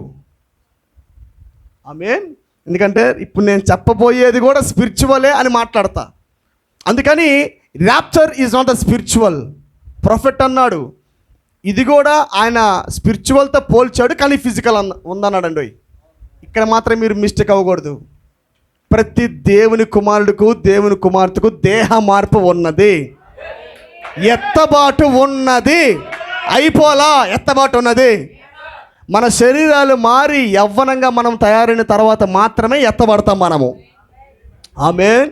ప్రవక్త అంటాడు, మీరిప్పుడు ఉన్నది ఎక్కడా? పరలోక స్థలములలో అన్నాడు.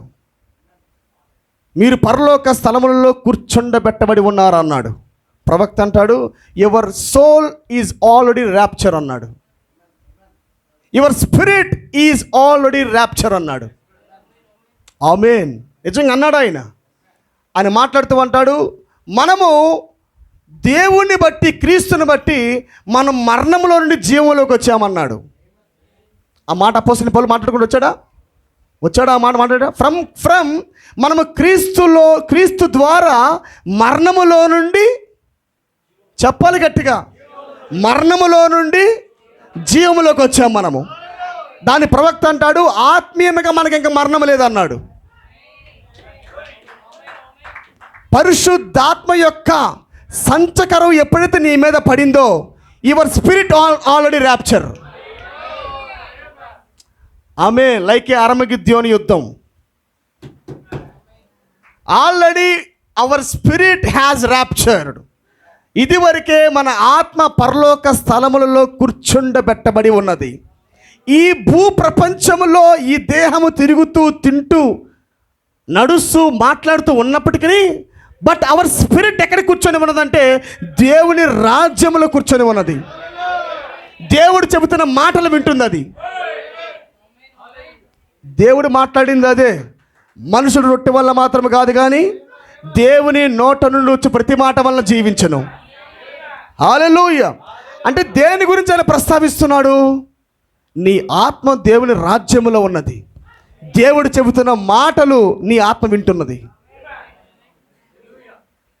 సంగములతో ఆత్మ చెబుతున్న మాట చెవి గలవాడు వినుగాక. ఆమేన్. ఎప్పుడైతే పిల్లరా పరిశుద్ధాత్మ యొక్క సంచకరం మీ మీద పడిందో, మీరు ఎప్పుడైతే పరిశుద్ధాత్మను పొందుకున్నారో అప్పటి నుండి మీరు మరణములో నుండి జీవములకు వచ్చేసారు. అంటే you have passed from first death.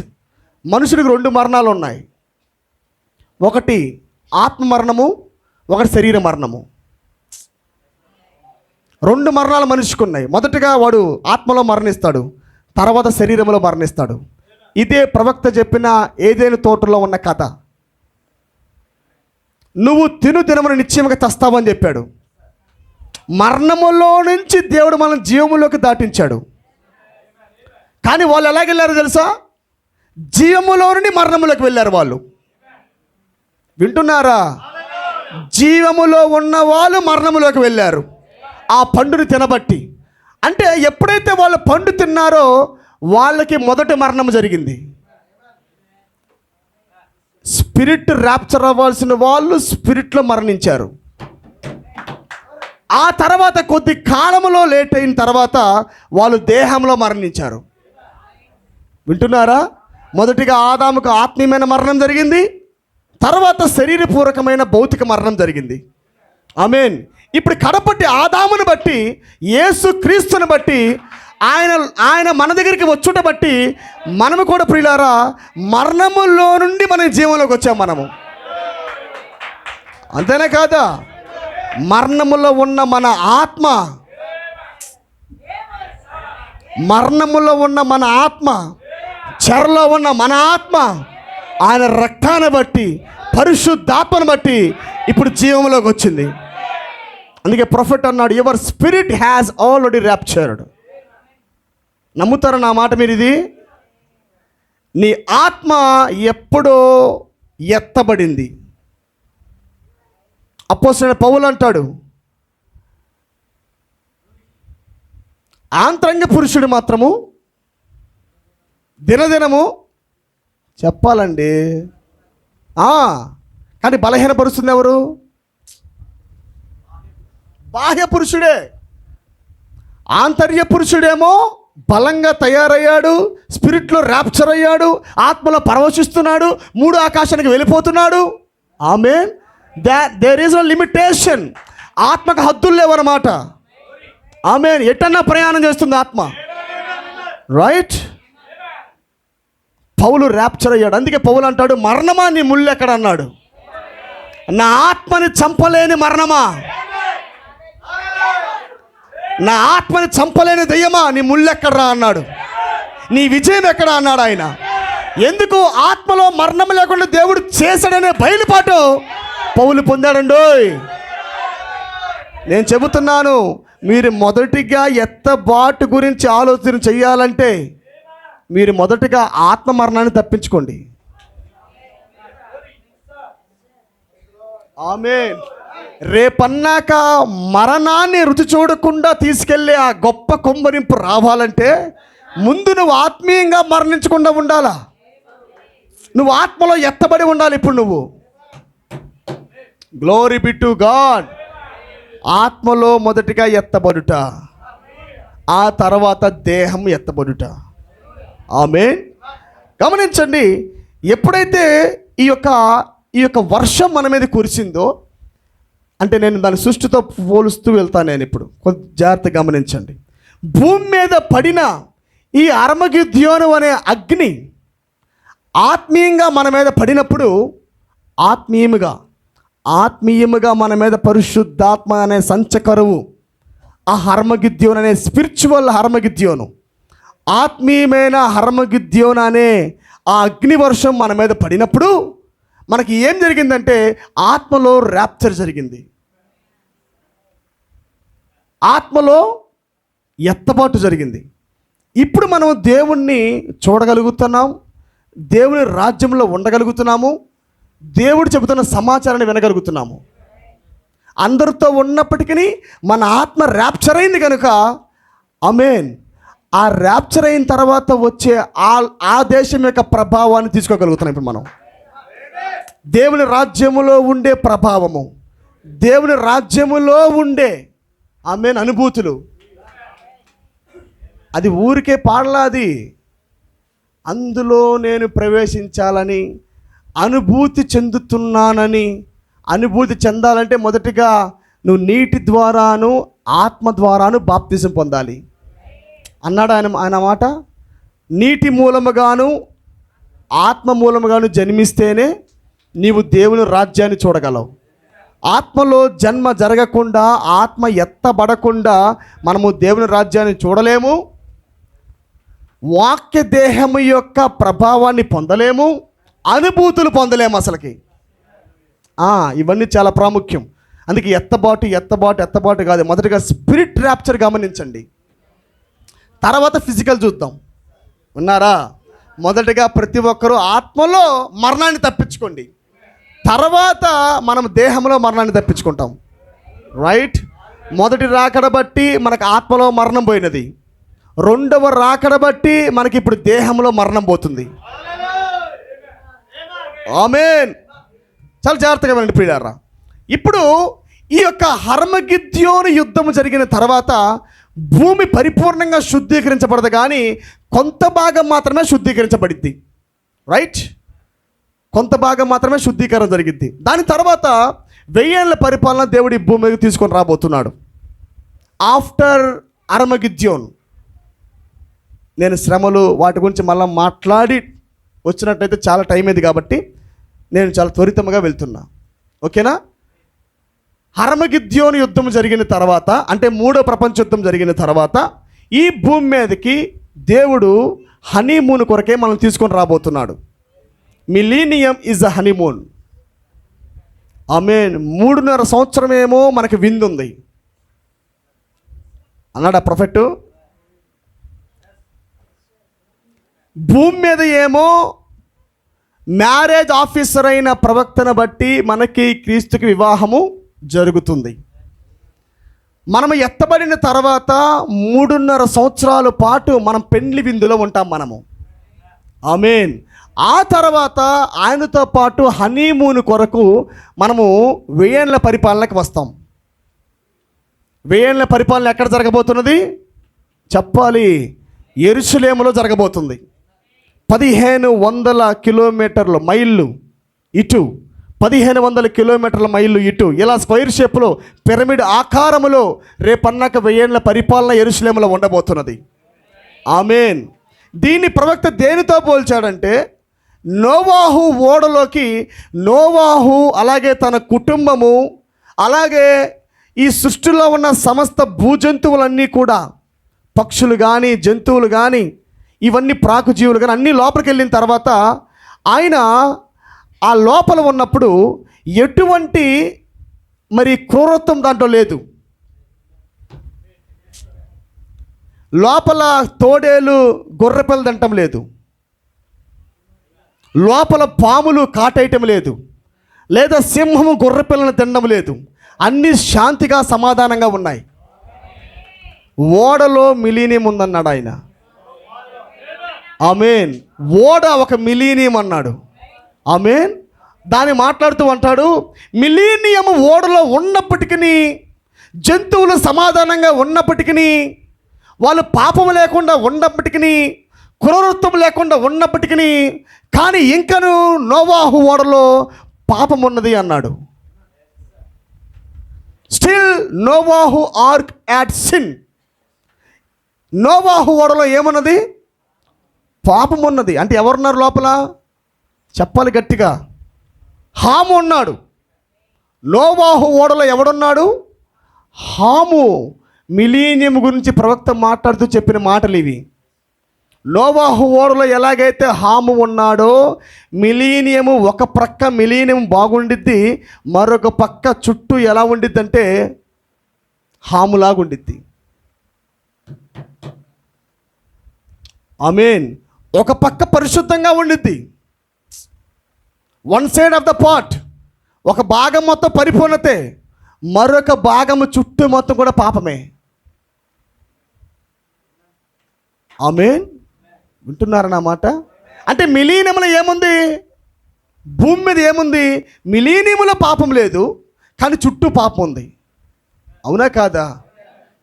వింటున్నారా నా మాట? అంటే ఇంకా పరిపూర్ణమైన శుద్ధీకరణ జరగల. ప్రవక్త అంటాడు దాంట్లో మాట్లాడుతూ ఆయన, పాతాళములో కట్టికి చీకట్లో వాడిని బంధించాడు అన్నాడు. ప్రకటన గ్రంథంలో ఉంటుంది ఆ మాటలో. కొద్ది జాగ్రత్తగా నా మాటలు పట్టుకోండి. ఇది హర్మగిద్యోని యుద్ధము జరిగిన తర్వాత 1000 ఏళ్ల పరిపాలన ఈ భూమి మీద జరుగుతుంది. 1000 ఏళ్ల పరిపాలన జరిగేటప్పుడు అప్పుడు దాకా పాపం యొక్క శక్తి భూమి మీద ఉంది, ఇప్పుడు కూడా ఉంది. మనం చూస్తున్నాం కదా, పాపము రాజ్యం మొత్తం వాడితే, ఈ లోక రాజ్యాల మొత్తం వాడియే. ఆమేన్. కానీ మిలీనియంలో మాత్రము 1000 సంవత్సరాల వరకు సాతాను బంధించబడి ఉంటాడు. డౌటా? అది తెలుసా? తెలుసు కదా. పైనేమో మిలీనియం జరుగుతూ ఉంటుంది. ఆ 1000 ఏళ్ల పరిపాలనలో 1000 సంవత్సరాల పాటు దేవుడు సాతాన్ని పాతాళంలో కటిక చీకట్లో బంధించుంటాడు. దేవుడు వాడిని బంధించుంటాడు. ఆమేన్.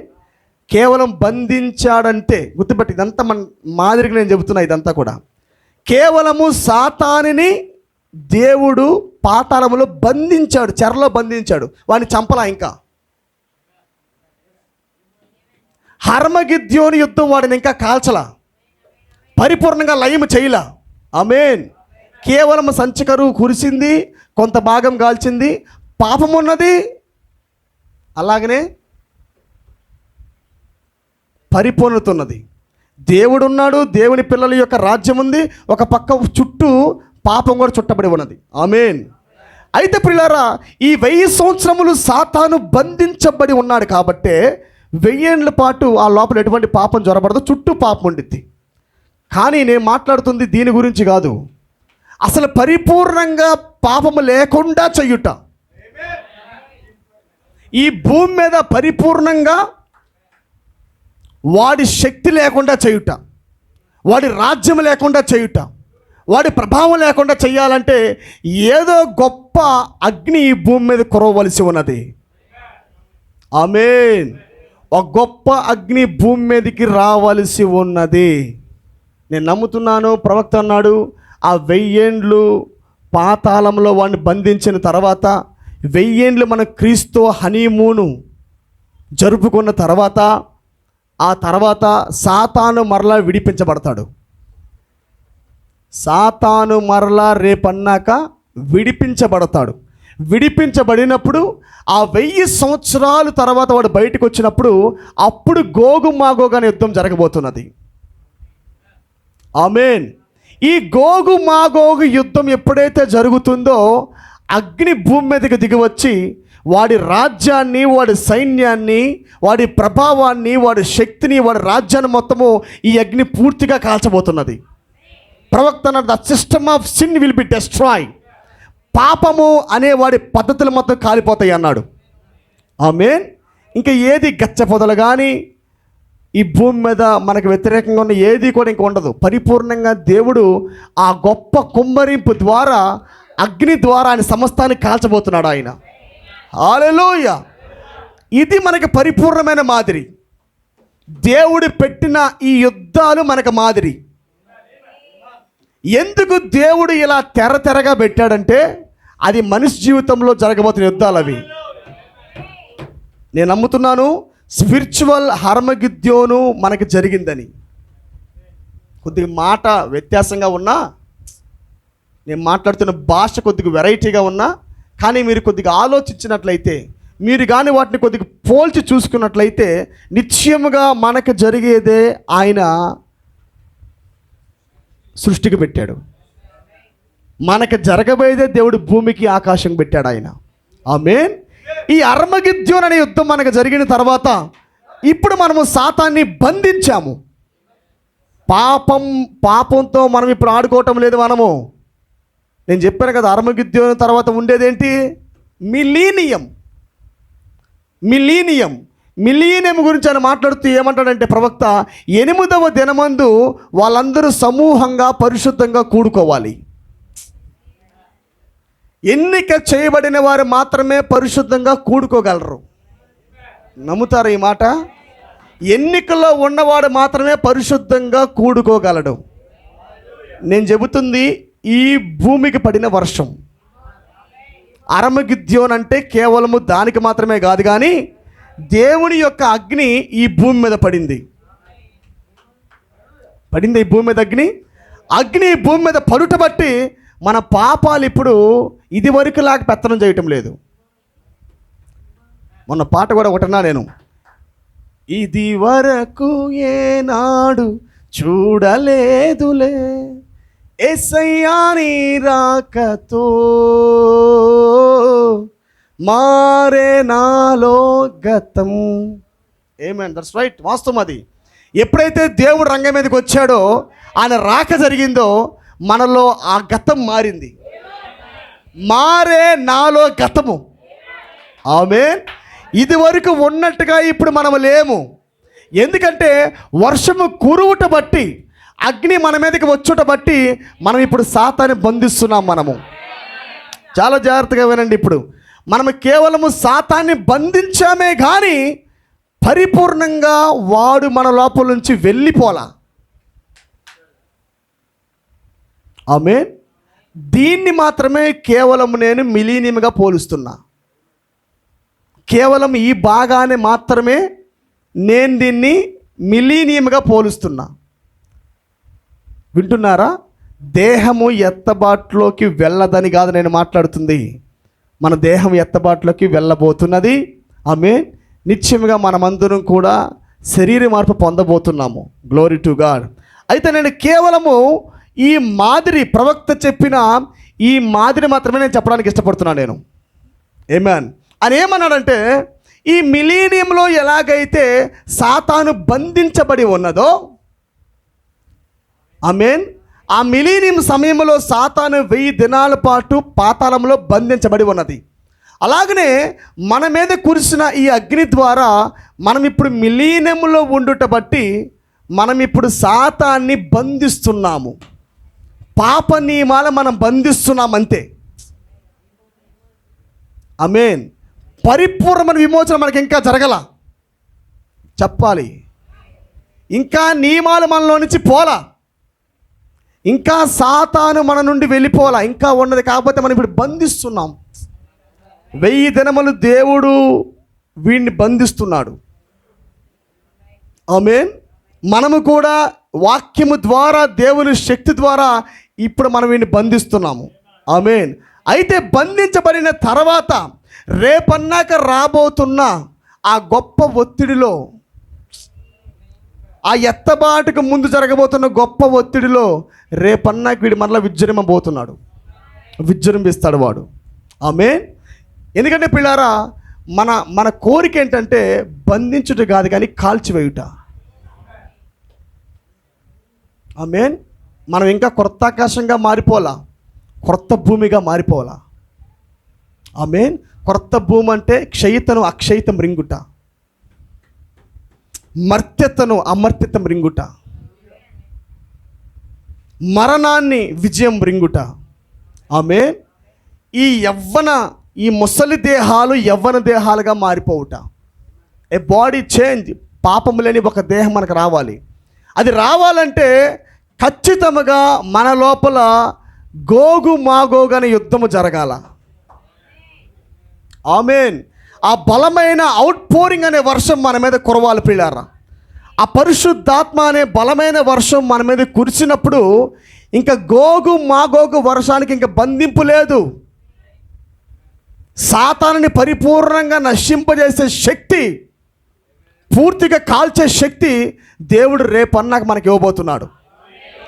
ఆమేన్. అక్షయితం ధరించుకొనుట. అప్పుడు మనమవుతాము క్రొత్త ఆకాశముగా, క్రొత్త భూమిగా. ప్రస్తుతానికి మనం ఆత్మలో ఎత్తబడ్డాము, కానీ రేపన్నాక మనం భౌతికముగా ఎత్తబడాలి. ఆమేన్. భౌతికముగా ఎత్తబడాలంటే గోగు మాగోగు ఉద్యమం మనకు కావాలి. The outpouring of the Holy Ghost, the second wave, ప్రవక్త రెండవ ఆ వేవ్ మనకు కావాలన్నాడు. పరిశుద్ధాత్మ యొక్క బలమైన కొమ్మరింపు మనకు కావాలన్నాడు. అన్నాడా? ఒత్తిడి సమయాలలో మీరు 3 ఈడ్పు గమనించమని చెప్పాడు. ఆమేన్. 3వ ఈడ్పు మన మీద ప్రిలార పడుతున్నప్పుడు, ఆ పరిశుద్ధాత్మ విడిపించబడి మన మీద కుమ్మరించబడుతున్నప్పుడు ఆటోమేటిక్ ఇంక సాతాను మన మీద పెత్తనం చేసే అధికారం కోల్పోయింది. ఇంకా ఏమైనా ఎంతమందికి ఎదురు చూపులు ఉన్నాయి? ఉన్నది చాలే అనుకుంటున్నారా? నేను ఇదే ఎక్కువ అనుకున్నా, ఇంకోటి కూడా ఉందా? ఇక్కడికే నేను చాలా ప్రయత్నాలు పడి నా జీవితం ఎంత ధన్యత అయిపోయిందో ప్రభు అనుకొని వచ్చా. ఇంకా ఇంకోటి ఉందా? మనం తీసుకుంది కేవలం బంధించే శక్తి మాత్రమే. ప్రస్తుతానికి మనం పొందింది బంధించే శక్తి. కానీ రేపన్నాక రాబోతున్న బలమైన కొమ్మరింపుల మాత్రము వాడిని చంపే శక్తి రాబోతున్నది. ఆమేన్. నశింపజేసే శక్తి, ఈ భూమి మీద సాతానుని పరిపూర్ణంగా వెళ్ళగొట్టే శక్తి. హల్లెలూయా. క్రొత్త ఆకాశముగా, క్రొత్త భూమిగా మార్చబడినప్పుడు మనం ఎలా ఉంటామో ఆలోచించండి. ఆమేన్. ఇప్పుడు పడుతున్న వేదనలు, బాధలు, అప్పులు, చెమట, దుఃఖాలు, ఆమేన్, అసలు ఇవన్నీ లేని ఒక దినమును ఒకసారి మీరు తలంచండి ఎలా ఉండబోతున్నదో. ఆమేన్. Think of it. ఒకసారి ఆలోచించండి ఎలా మనం ఉండబోతున్నామో. క్రొత్త ఆకాశంగా మారిన తర్వాత, క్రొత్త భూమిగా మారిన తర్వాత మనం ఎలా ఉండబోతున్నామో ఆలోచించండి. ఆమేన్. దేహంలో కూడా మరణం ఉండకుండా పోవుట. హల్లెలూయా. పరిపూర్ణమైన పొజిషన్లోకి మనం వెళ్ళి నిలబడుట. ఇదే దేవుడి యొక్క పరిపూర్ణమైన ప్రణాళిక. నా వధువు 1000 సంవత్సరాలు జీవించాలి. ఆమేన్. నా వధువు యొక్క దేహంలో ఏ మాత్రము కూడా పాపము లేకుండా చెయ్యాలి, వాడిని నశింప చెయ్యాలి. ఈ పాత సృష్టిని తొలగించి కొత్త సృష్టిని తేవాలి, కొత్త ఆకాశాన్ని తేవాలి, కొత్త భూమిని తేవాలి. వాళ్ళ దేహాలు మార్చాలి. ఆమేన్. వారి యొక్క పూర్వస్థితికి వారు రావాలన్నదే దేవుడి యొక్క పరిపూర్ణమైన ఉద్దేశము, ఆయన యొక్క ప్రణాళిక అయింది. ప్రియులారా, వాక్యం అర్థమైంది ప్రియులారా? దేవుడి కొద్ది మాటలు దీవించునుగాక.